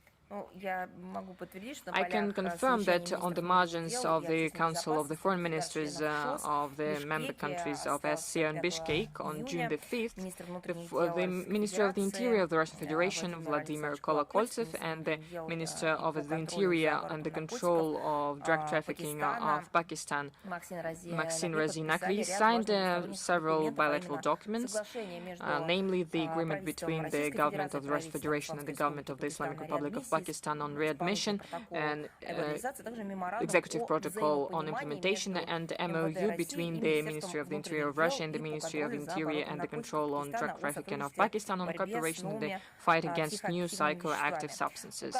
These documents have become an addition to the bilateral legal basis. In particular, the readmission agreement is a crucial component in regulating the migration process and is a contribution to the fight against illegal migration. The memorandum, to a certain extent, builds upon the provisions of the 2010 bilateral agreement on cooperation in combating the illicit trafficking of narcotic drugs, psychotropic substances, and their precursors. We expect that the signed agreements will facilitate expanded interaction between the law enforcement agencies of the two countries and streamline related procedural issues. This is the agenda of the Ministry of Interior, but I do hope that our colleagues will not take offense, because this is the element of bilateral and multilateral cooperation in security cooperation. Thank you very much. Soyuzny TV channel, are you with us? Good afternoon, Madam Zakharova. Let me congratulate you on the upcoming holiday of the Day of Russia. Ambassador Berdiev called the inspections of Russian ships a practice that contradicts freedom of navigation. For weeks now, the world has been watching as certain countries have effectively legalized piracy in international waters for themselves. Pirates of the 21st century are no longer a metaphor. This is our reality. How can the civilized community fight this? What countermeasures to such Western actions does Russia propose, legal, economic, or forceful? What will help stop this trend? I will just begin by the fact that Ambassador at Large, Berdiev, has a very instructive and interesting TV channel. We will add a link to the text of today's briefing, and he shares his professional view on the development of international economic issues and other relevant agenda items. The position is not new and embodies Russia's consistent line on this issue. It is based on international law and centuries all the established customs in this area, which have a clear and well-formed interpretation. As you know, freedom of navigation on the high seas and in international straits is an unshakable legal principle that no one seriously disputes today. Yes, they violate this principle, but the very principle itself is not violated. Essentially, it is a key guarantee for the stable functioning of global supply chains and markets, including for essential goods such as energy resources, food and fertilizers. Everything one cannot go without. This is the implementation of human rights, right to food, to medical assistance, to development. The West consistently advocates for the unimpeded movement of commercial cargo vessels. And just look how outraged they were at the situation in the Hormuz Strait.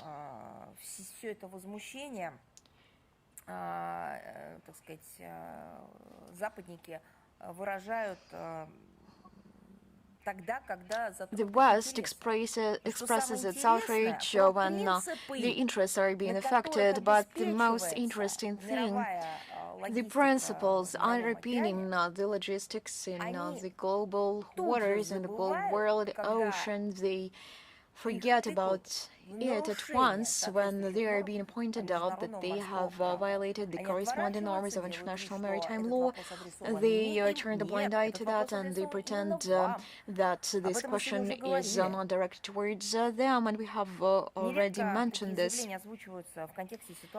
Quite often, such statements are made in the context of situations in the Strait of Hormuz and in the Taiwan Strait, and they treat quite sensibly when their own interests are being violated, not understanding that they themselves triggered the conflicts, and when they themselves are being involved in piracy and banditism.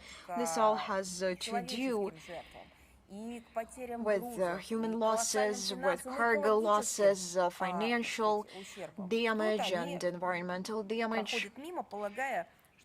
They turn the blind eye and pretend that they have nothing to do with that.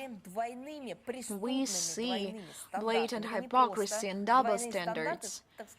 These are criminal double standards, and the game of interpretation. These are criminal double standards, elimination of Venice standards, intercepting ships under trumpeted-up pretexts, citing certain national sanctions is a continuation of predatory neocolonial practices. This is merely one of the instruments of Western policy aimed at enriching themselves at the expense of others and engaging in fair competition. These practices also include the appropriation of foreign property, the destruction of seizure of financial assets, and terrorist attacks against major pipelines and energy infrastructure. The escalation of tensions along maritime communications threatens to completely undermine the stability of the global economy, which has already become a hostage to Western geopolitical ambitions, dictates and tariff frenzies. The global South is becoming a direct victim of Western arbitrariness, as the Russian petroleum products, agricultural goods and fertilizers transported by these ships are primarily destined for Asia and Africa, where they're in high demand. No one thinks that a large part of this cargo is a humanitarian cargo. Any forceful actions that bypass has international law against the Russian merchant fleet are unacceptable. Such attempts by individual Western countries, where the tone is currently set by the exclusive for, in fact, the UK and France, who fancy themselves global policemen, cannot but cause revulsion. Russia has set ambitious goals for itself, in particular to enter the top 10 leading countries in the world by total maritime transport tonnage. We do not merely speak about this, but we take practical steps. I would like to quote Vladimir Putin at the St. Petersburg International Economic Forum. He put this out directly. We step up the capacity of the trans-Arctic transport corridor as a global artery. Under these conditions, repelling the westward radical tactics at sea is becoming one of our foreign policy priorities. Russia has a wide arsenal of tools and measures to eliminate this illegal and, let's call things by their proper names, bandit activity. I will not disclose the mechanisms of our actions in this regard right now. They are multifaceted, ranging from political persuasion to the use of defensive tools. The West as a whole must understand that our response will be adequate and convincing.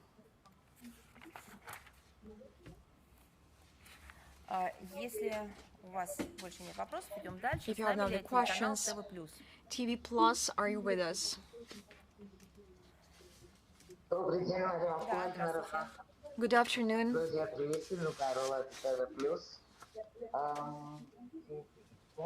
Speaking from TV Plus, I have a question. Unfortunately, my country is experiencing the Western pressure. We are facing criticism from the United States and the European Union that its position is not sufficiently harsh, its position towards Russia, I believe. What does Russia think of acting authorities in Georgia to oppose this pressure, and what support can be received from Georgian authorities? Let me get back to the quote of President Putin in Astana on November 28, 2024. We can only adore the strength of the people of Georgia, because they did not allow the West to interfere into internal affairs of its countries. I believe that the potential of Georgia is not fully tapped, and let me express my own personal opinion. Georgia is not the largest and the most powerful state from the point of view of military or financial power. What is the source of its strength to oppose the Western pressure? I have many friends from Georgia, and I know many representatives of its culture, and I came to the understanding that the source of strength of Georgia is its faith and its own strength. And this became the rescue which helped Georgia not to get drowned into the Western narratives. The situation is going on for many years, and Tbilisi has made its own choice when it comes to guaranteeing the sovereignty of Georgian people and decency and own decency of its peoples, and sometimes people do not agree with the situation when they are being imposed a particular course, especially when it runs the country to its history. And we understand the attempts of Tbilisi to put an end to dictate from the outside. We are ready to deepen Russian-Georgian ties. They are the key drivers for economic upheaval in Georgia, and we are doing this with an open heart.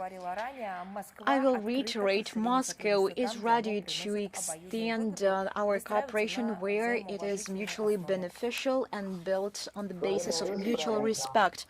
Thank you very much. Congratulations, Lenta Ru. Are you with us? Good afternoon. I align myself with the congratulations of my colleagues on the occasion of Russia Day. We have two questions today. Both have to do with post-Soviet space. On the sidelines of SPF, former Moldovan President Igor Dodon stated that Moldova will lose Gagauzia and Transnistria if it unites with Romania. Will Russia be able to help these regions in any way if such a scenario unfolds? I would like to say that I a little bit disagree with your interpretation of what Igor Dodon said. Moldova, when absorbed by Romania, will not only lose some of its regions, it will lose itself as a whole. Now such a country exists. In case it is absorbed by Romania, it will cease its existence. Why? Because now people are being denied their nationality, language and culture. They are being called Romanians, and they are not referring to some prototypes, to some shared basis and foundation, to some shared roots, but now they call them Romanians. One will no longer be able to speak about Moldova because this very word will be stamped out from books and textbooks, and we speak about the quote by Igor Dodon.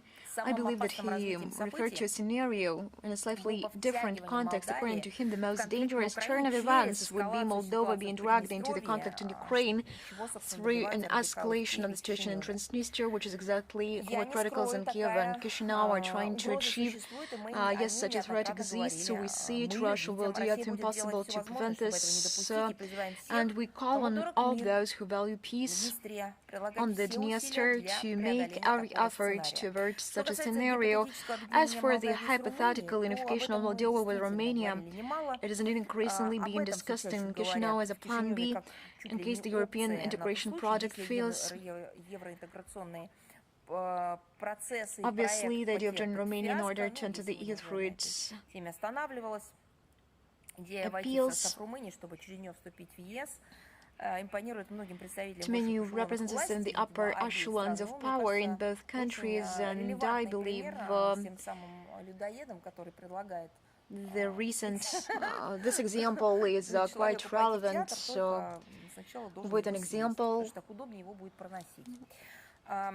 to eat a man with a manhunter because it will be, when he suggests going to the theater, because it will be more convenient to bring it there.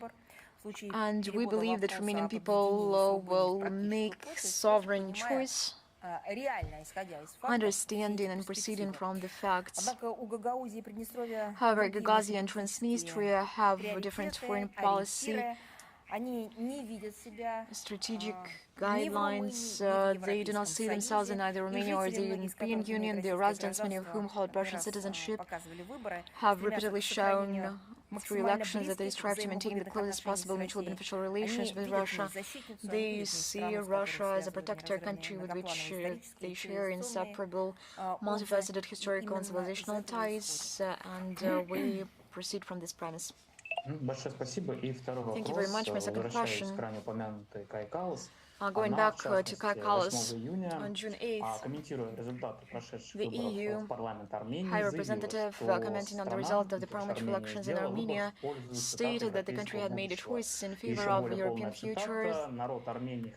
The Armenian people, although under heavy pressure from Russia, nevertheless chose a European future, and that is a good thing, she noted. What is the foreign ministry's attitude toward such statements from Brussels, given that Armenia does not hold the candidate status? No one can get anything else from Kaja Kallas, anything from lies, anything but lies. This goes in line with her biography. And perhaps the only person who might have not noticed this was the person who was not updated on the news, but any person who followed the agenda could notice that the European Union literally tried to manually control the electoral cycle. Here you had rapid response missions to hybrid threats, a massive landing, parties staging a political show in Yerevan in early May,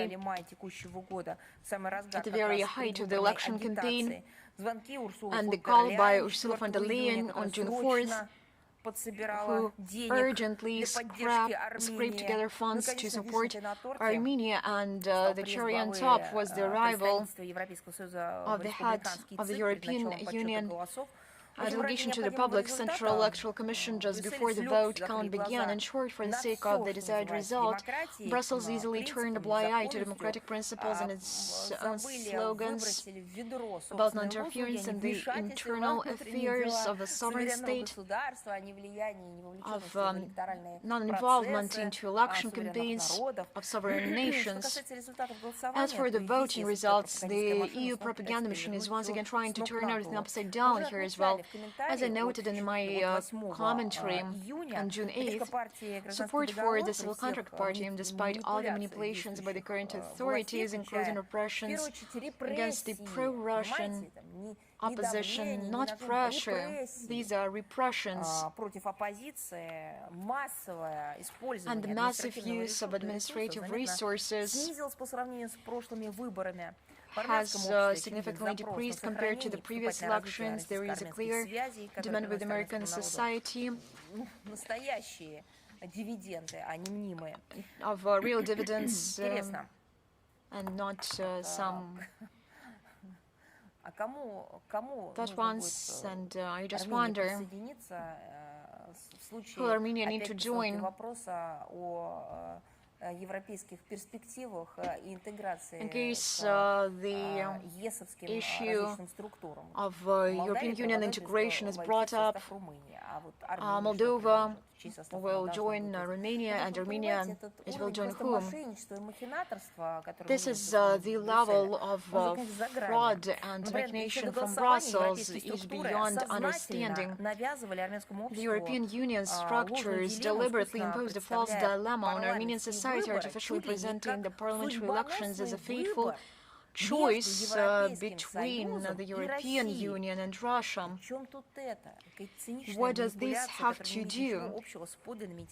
This is a cynical manipulation that has nothing to do with the true interests of Armenian people. The goal is obvious: to split the republic from within, tear apart the historical and socioeconomic ties between the countries, between the peoples, let alone any sentiments, to undermine any kinds of contact between Russia and Armenia, expand its sphere of influence in the region, and turn Yerevan against Russia and Yerevan. In the context of all these statements by Ursula von der Leyen and Kaja Kallas, I'll remind that Armenia is not even a candidate for joining the EU, but Brussels already bragging about some kind of European future. And what is behind this idiom? Because the EU, in its current state, cannot offer to its partners nothing but economic stagnation, absolute unconscious arms race, extremely dangerous foreign policy adventures, including the joining the hostile anti-Russian policy. So when they call to Yerevan, why didn't they say anything about the economic indicators? It would be very interesting to listen. They could issue a press release with the data on the development, or better say, degradation of their economies. But there is a small nuance. We're not speaking about the EU. It's not the world majority that introduced sanctions in the EU, but the EU surviving still has good indicators. But this is, in fact, the opposite. The EU is introducing sanctions, attacks civil vessels, sponsors a terrorist regime in Kiev, and shows the degradation of their own economies. So, simply speaking, the lack of resources that was always replenished, the lack of these resources resulted in the actions in Ukraine and in other parts of the world. So, under the source of the support of democracy and thinking processes, they started to close their economic lack of resources. So, supporting the hostilities on the European continent, they even make the economic situation in their states even worse.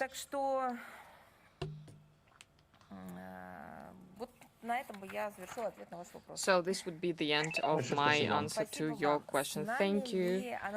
Anadolu, are you here? Madam Zakharova, good afternoon. We're here. The question is about Sergei Lavrov, who had a meeting with one of the candidates for the post of the UN Secretary General, Michelle Bachelet. In April, he met with Secretary General of UN Conference on Trade and Development, Mr. Greenspan, who also wants to be the UN Secretary General. So, who Moscow is going to support given the criteria? So, which candidate is closer to Moscow? You said quite right. On the 8th of June, Sergei Lavrov met the candidate for the UN Secretary General, Michelle Bachelet, who was the previous president of Chile.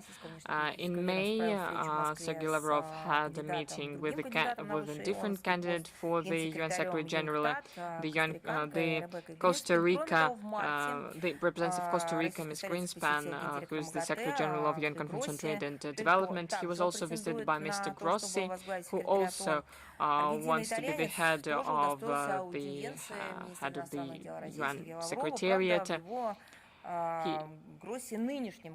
But Grossi was received as the Secretary General of the IAEU and not as a candidate for the UN Secretary General. So now we're reaching the decisive phase of this process. In April, there was interactive dialogues during which most of the candidates were presented. There are 5 people, and they presented their election campaigns. They answered the questions of the member states. At the end of July, the UN Security Council will start an indicative vote process, according to which these are several procedures, and during these procedures, we will see the most favorable candidate, and his candidacy will be presented for the consideration of the UN General Assembly. We are following closely this election process. All the candidates stay in contact with us.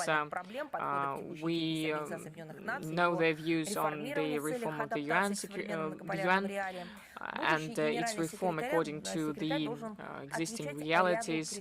The UN Security Council should answer to a range of criteria. We have said it already, but we need to say that the Secretariat must be very effective administrative organ, and it should be equidistant, be faithful regarding the UN Charter. It should promote the equitable agenda based on the consensus decisions, and take correct decisions considering the territorial issues. If we're speaking about the Secretary General Guterres and his team, now Secretariat is in a deep crisis. But as you understand, based on what I've said, part of this process is public and part of this process is closed. Thank you for your answer. Thank you. Virelka, are you here?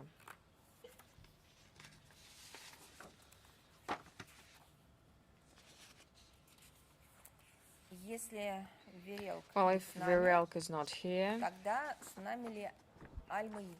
Al-Maidin, are you here? Yes, we are here. Madam Zakharova, I congratulate you on the Day of Russia. I congratulate everyone. I think that we should love Russia, then there will be peace all over the world. Thank you very much. The question is, next one, what Russia thinks about the pressure of the US on Cuba? Well, a very clear question, a very clear answer. The position of the Russian Federation has not changed. We're still in full solidarity with Havana, and we condemn intimidation, the use of illegal, unilateral,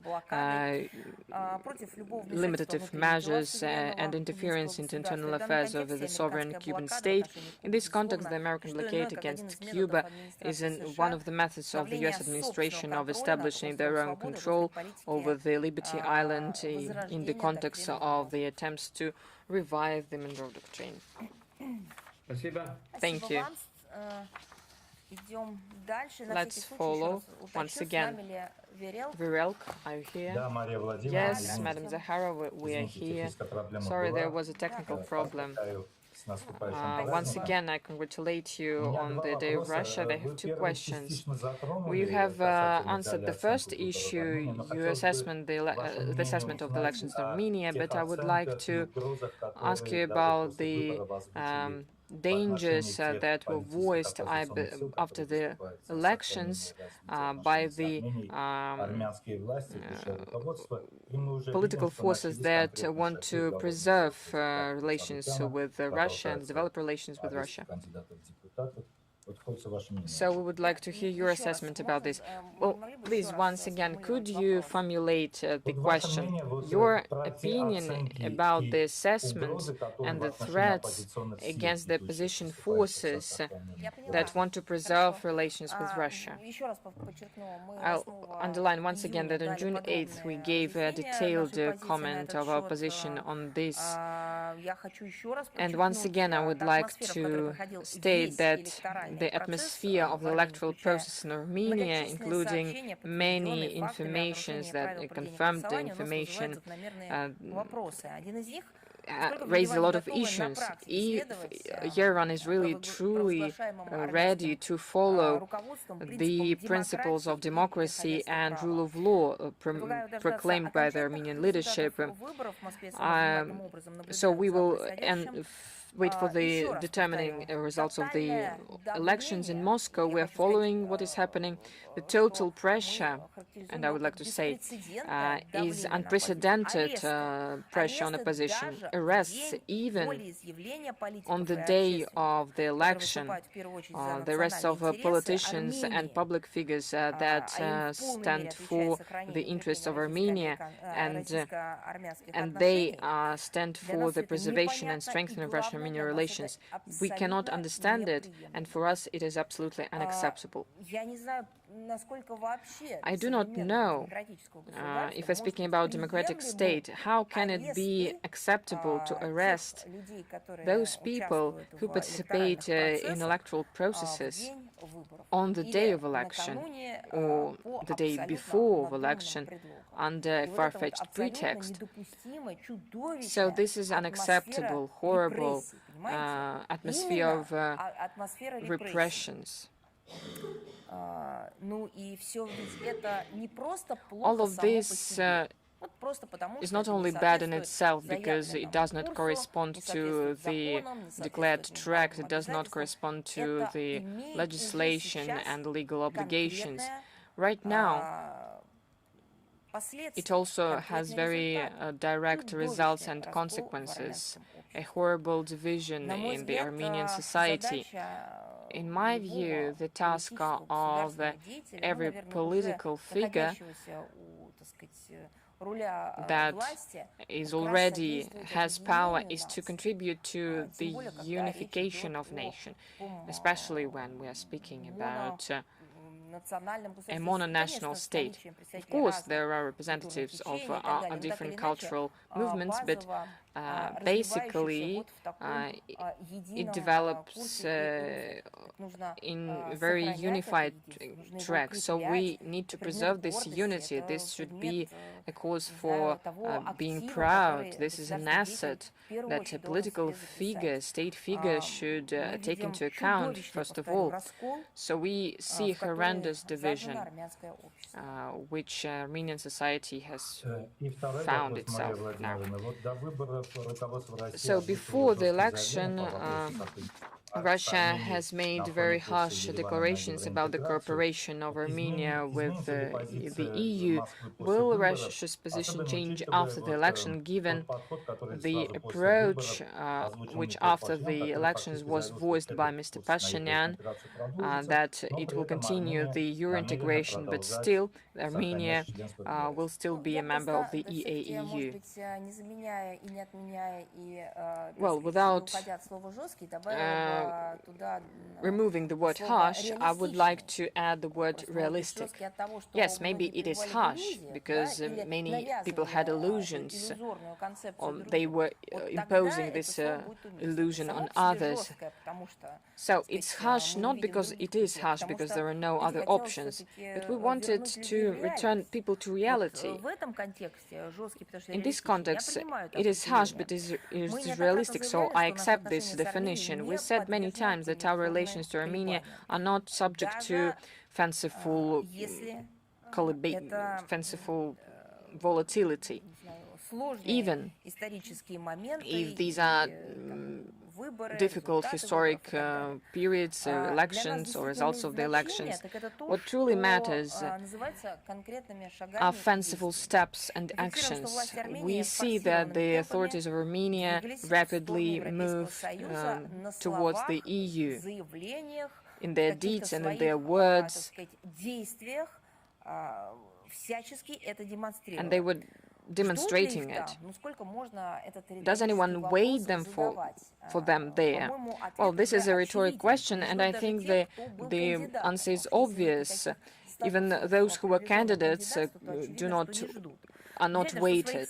So the Republican leadership tries to persuade their citizens that there is no option between the EU and the EAEU, so they can receive the preferences of the EAEU and be prepared for become members in another economic bloc. Well, it is not possible. Such attitude of dependence to us, to the EAEU partners, is not something that we will accept. It is harsh. Well, it is harsh, but it is realistic.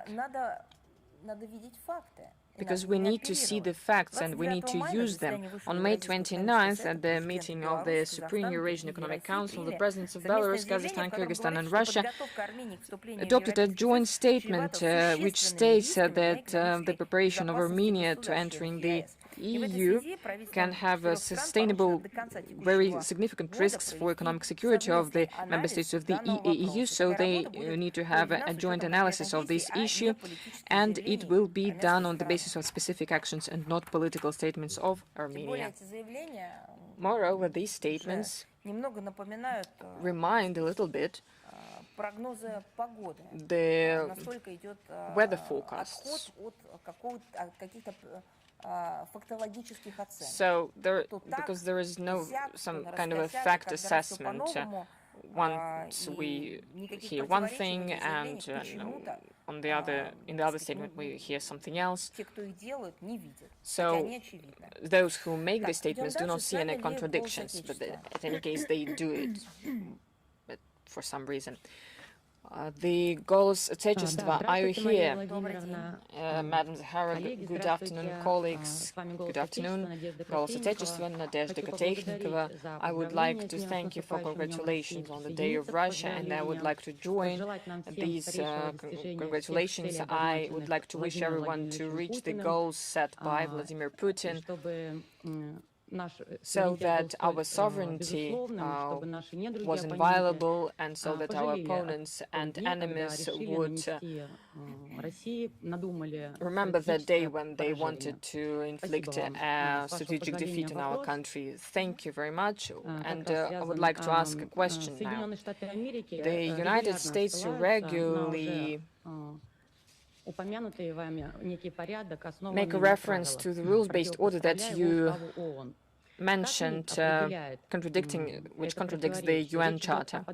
So what we're speaking about, a replacement of the international law on a creation of a different legal reality. Please, could you give several examples where such a manipulation affects the system of global security? Thank you. Well, I'll start with the end. Well, I have given examples already.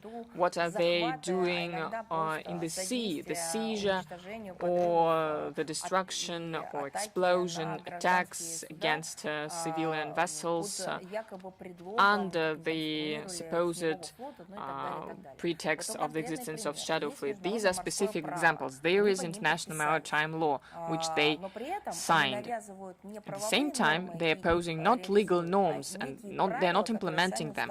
They are imposing some kind of rules that they have created. There was a program that was approved by the UN in the context of the situation in Libya. This program ended, but at the same time, they keep following it. There is another example which is close to international law, but it contradicts its fundamental norms. Covering themselves, their actions with the international law, they introduce their own rules. But I would like to point out that over the recent years, the rules-based order has reduced. Dimensions of it reduced because people started asking questions, why are you mentioning international law? Are you trying to cancel it like you are trying to cancel Pushkin, Tchaikovsky, and Prokofiev? So you think that you say that you're not committed to the UN Charter, and they found themselves in a stalemate. So in their formulation, the rules-based order is somehow the international law. But if this is the international law, why cannot you call it the international law? The decisions of the UN Security Council, international arrangements, multilateral arrangements, conventions, which their countries are participants, universal institutes, international or regional ones. This is the international law. Stop manipulating it. Of course, we see that our efforts give their results. They're starting to deviate from something that was obviously called by their narrative, and they stop imposing this narrative to everyone. So this concept was not accepted. It could not undergo the proof of time. It was not accepted by people. So this chewing gum was not taken by people as a food. and they just spit it out. This approach was imposed over the 10-15 years. It all started long before from the political platforms. And I think that 7-8 years ago, Russia started actively to ring all the bells, sound the alarms, saying that right before our eyes we see the replacement. You know, there can be different kinds of theft. Sometimes you steal something, but sometimes there was a copy given instead of the original. This is how some artistic works are being stolen. So that the fact of stealth cannot be revealed at once. This counterfeit would hinder the investigation because the picture is still in place, and only afterwards, during the expertise, one will learn the truth. Something similar happened in this case. They wanted to steal the international law, to distort it somehow, and only on the place of international law they put instead the rules-based order, which is known to no one.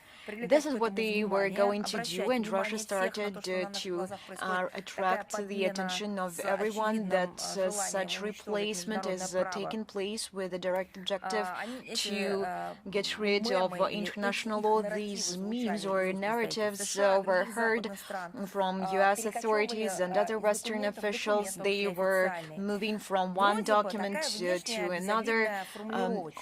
From the outside, this is an innocent wording, but in reality, this was made in order to equal international law. Different and various standards elaborated during various Western get-togethers. They were going to integrate them and to reduce to zero or lose international law. These pseudo-norms are being written to serve mercenary interests of Western states and are imposed on the rest of the world under the guise of being allegedly universally accepted. However, when it comes to true norms of international law agreed upon by all interested states, the West likes to turn a blind eye or to open eyes whenever it suits them, and this necessity is being established by themselves. Russia consistently opposes this trend. The 2023 foreign policy concept of the Russian Federation states unambiguously the mechanism for the formation of universal international legal norms should be based on the free expression of the will of sovereign states, and the UN must remain the main platform for the progressive development and codification of international law. Further promotion of the concept of a rules-based world order is fraught with the destruction of the international legal system and other dangerous consequences for humanity. By the way, this is an quote. Madam Zakharova, thank you very much for such a detailed and instructive answer. Newsfront, are you with us? I also align myself with the congratulations on the occasion of Russia Day. I have two questions, if I may. The first one has to do with international terrorism. The Kiev regime continues to commit terrorist acts and sabotage against the civilian population of Russia amidst the deafening silence of the civilized world. In this regard, do you consider it necessary to hold a UN meeting according to area formula to publicize and condemn the phenomenon of Kiev's terrorism? We systemically carry out information and explanatory work on the Ukrainian crisis. At the UN, we draw attention to all high-profile crimes committed by the Kiev regime. It was Russia that requested the convening of an emergency UN Security Council meeting regarding the terrorist attack on Starobelsk on the very same day, May 22nd. Our permanent representative to the UN, Vasil Nebenzi, held a separate press conference on this matter. And these efforts will be continued in this platform and on other platforms. Overall, there are various formats for conveying our position to the Secretariat and the UN member states, and we actively use all of them depending on which is the most effective in the current context. All our assessments are presented both in the public sphere during Security Council meetings, depending on what platform suits more the mandate. we will unfold our work and our efforts at this particular platform. Thus, I can reassure you that these efforts will be continued. Question 2, if I may. The Speaker of the Danish Parliament, Søren Gade, stated that Denmark has proposed that Kyiv move the production of military equipment and ammunition to Danish territory to save the Ukrainian defense industry from Russian strikes. In terms of particular facilities, the decision has already been made of its press service, and in this case, Russia will use such locations as legitimate military targets.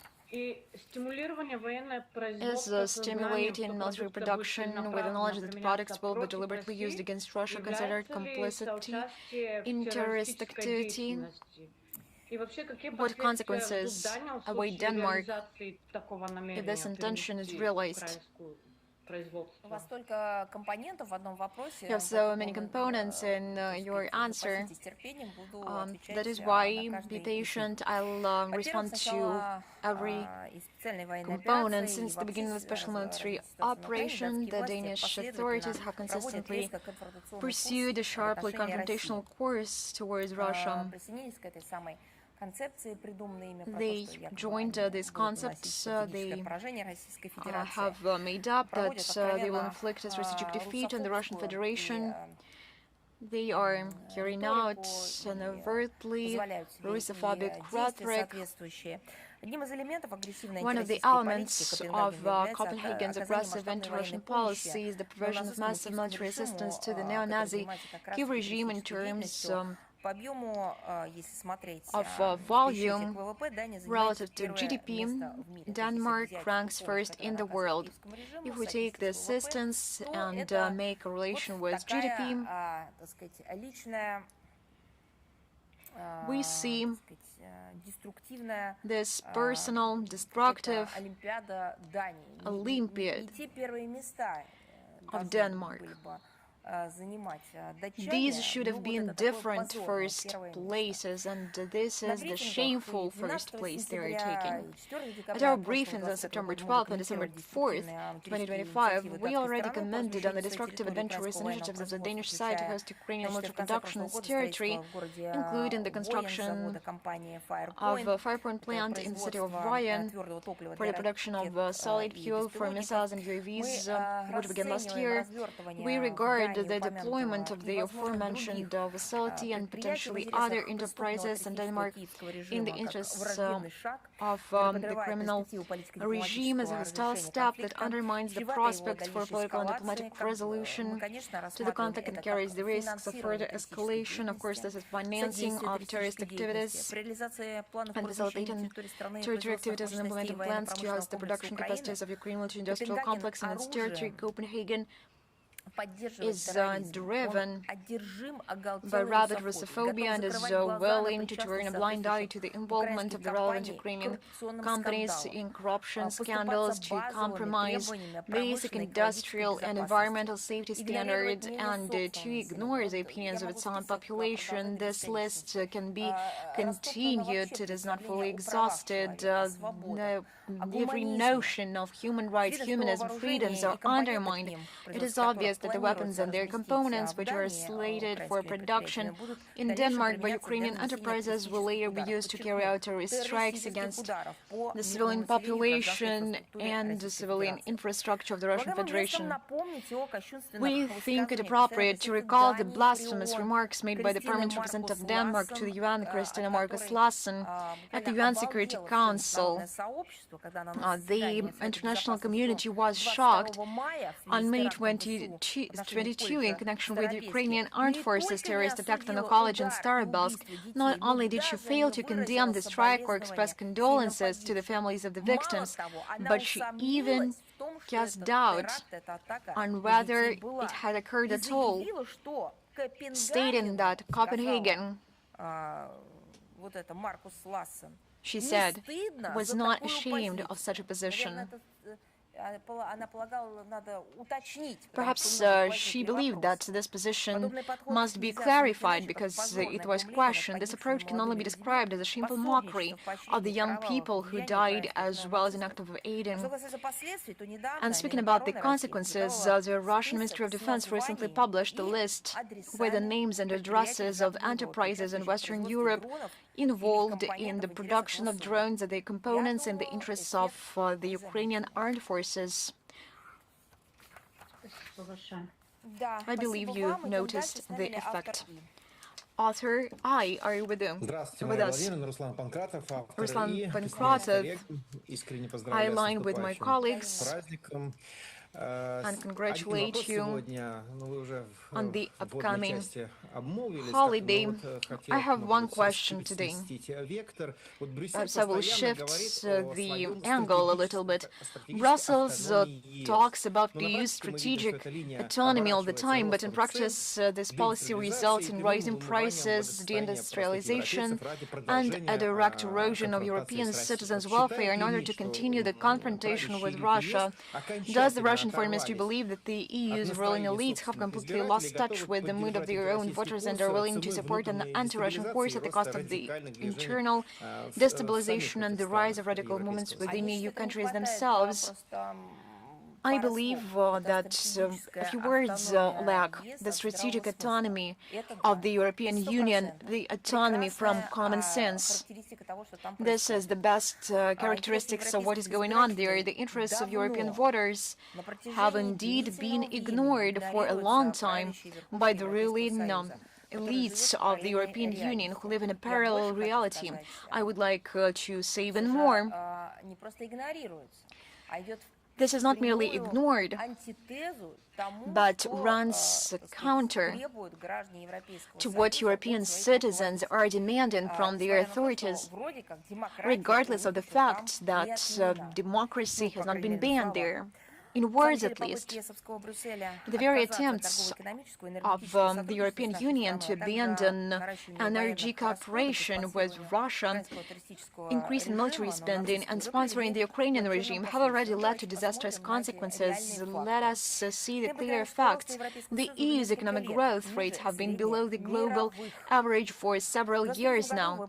In 2023, the bloc's GDP increased by only 0.4%, in 2024 by 1%, and in 2025 by 1.5%. Moreover, the indicators of the bloc's leading economies are much worse. GDP growth in Germany in 2025 was a mere 0.2%, in France 0.8%, and in Italy 0.5%. Perhaps we will find some arguments to explain why things are happening in this way. Perhaps they are facing a natural disaster, a catastrophe, a man-made catastrophe. Perhaps the continents are facing some unthinkable challenges and sufferings they were unprepared for. Nothing of this kind. These all developments are man-made because they wanted to find solutions to emerging problems through legitimate means by interfering into domestic affairs of sovereign states, rechanneling resource flows, manipulating political agenda to serve their interests, and guaranteeing competition preferences for their own operators that do not go in line with WTO principles. As a result, this careless aspiration resulted not in their drinking champagne once having taken risk, but collecting bottles in order to keep afloat. We are not inventing these figures. This is their own statistics. This year, the situation will only worsen due to the Middle East crisis. The European Commission has downgraded the GDP growth forecast for 2026 from 1.4% to 1.1%. The national debt of European Union countries continues to rise. According to preliminary estimates, this figure will reach around record 84.2% in 2026. This trend has already begun to negatively impact the credit ratings of some countries in the bloc. The chemical, steel, and automotive industries are in crisis, in a profound one. Tellingly, according to the European Automobile Manufacturers Association, in 2025, the European Union's import of passenger cars from China in terms of value, 13.7 billion euros, exceeded its exports to China, 8.3 billion euros, for the first time. This is a situation that would have seemed unthinkable just 5 years ago for the European Union. Now it is the reality. Brussels responds to the multiplying economic problems the only way it knows how. It would be better to say, because they do not know how to do this, and they made it their political slogan. With yet another set of roadmaps and strategies, the effectiveness and the development of their favorite packages of sanctions. Overall, one gets the impression that the course towards their so-called strategic autonomy from Russia, but now we understand that it is the autonomy from common sense, which is the goal in and of itself, has gradually evolved into the demolition of national interests of their member states. If we try to find an answer to the question whether this regime is viable in the long term, it is obvious. This all results in nothing but global chaos on the territory of Western Europe countries, and we have all the indicators of that. Thank you very much. Embassy Life, Посольская жизнь, are you with us? Good afternoon, Madam Zakharova. I would like to congratulate you on the upcoming holiday. We have one question. During the SPF, there was a phrase, let's work, get down to work, brothers. Is this the political signal? How does the Foreign Ministry see that? Does the Russian side not consider diplomatic options to be exhausted? I believe that this, in the long term, when did we ever say brothers do not work? Let us recall where this phrase comes from. How did it emerge in our daily reality? The tragic developments that happened a decade ago on July the 10th, 2016 in Dagestan. Back then, the police lieutenant Magomed Nurmagomedov, when I recall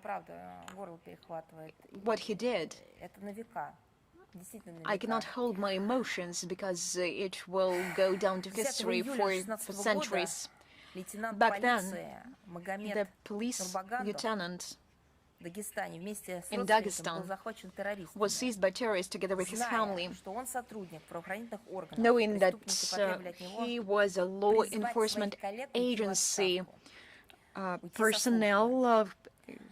The terrorists told him to abandon service. He refused, and before he died, under the gun, he said, "Work, brothers, get down to work." This slogan was the act of resistance and a testament to all of us. It happened 10 years ago. The year of 2016, and this testament is relevant today as never before. For many people, it became the slogan, the guidance to action, because it is underpinned by a life of a person who sacrificed it for its country, for his brother in arms, and for true values, for his bravery and courage. He was awarded by the status of a hero of Russia. This phrase became symbolic and sacred. I cannot reproduce the quote directly. This was not my idea, and I will try to include it into the briefing text, I mean the link. Without real actions and without real steps, any faith is dead. And this faith, with no concrete steps, is void, is dead, and it cannot live only as a theoretical part. It must be implemented in concrete actions and steps. This is why I refer not only to the symbolic meaning of these words, but also to the sacred ones. For Russian special services and law enforcement agencies, this became the symbol of loyalty to their duty. This is a password to the unbended spirit and for the defense of those who need this, and of course faith in true values. This became the so-called response.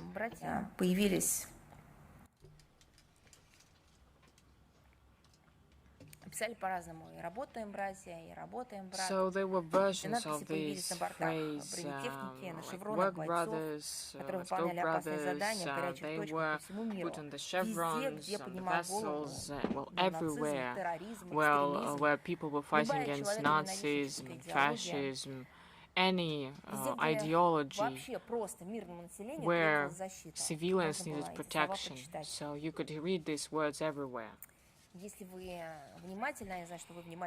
I know that you are following closely our briefings. Maybe you have paid attention that every time when I have to give a list of crimes committed by the Kiev regime against their own civilians and the civilians of our country and other countries, I end this passage with the numbers. I ended with the words that it confirms the relevance of implementing the tasks of the special military operation. We need to stop this horrendous acts committed by the Kiev regime and their clique to prevent the existence on the borders of the Russian Federation of the outright Nazi regime, because it prohibits the Russian language, terrorizes Ukrainians, Russian and other nationalities that used to live peacefully on the territory of Ukraine. And if we take Kiev regime and its methods, the same methods were used by the bandits that 10 years ago killed Lieutenant Bagabanov that I've already mentioned. They are the same as the methods that were used by the terrorists and extremists that seized and captured kids in the school of Beslan, that captured families in the theater where there was no Dost musical performed, who took mothers, young mothers or pregnant women in the maternity house in Budonovsk, who were affecting the families, women and kids who were just sleeping in their homes in Volgodonsk, Moscow and other cities. These are the same methods that were used by the fascists and Nazis who were burying people alive, killing them on the national grounds, prohibiting them from speaking their own tongue, their own language. And they were using their own languages for producing, printing, editing works. They were destroying books. So the phrase that was said by the President of the Russian Federation confirms the principled approach that was voiced on different levels. The goals of the special military operation must be implemented. Of course, we did everything to reach the results with the use of policy and diplomacy. And you have seen evidence of that. Russia, with its deeds, not just words, expressed its interest in it. In those world capitals like Paris, London, Brussels, Berlin, if they think that they continue their bloody business, that in fact means the destruction of the Ukrainian people, and they can continue inflicting strikes against the civilians, it means that the Russian armed forces will continue to work till all the goals are implemented. Thank you very much. I congratulate you once again on the Day of Russia. I wish you all the best. Thank you. Let's work, brothers and sisters. Thank you.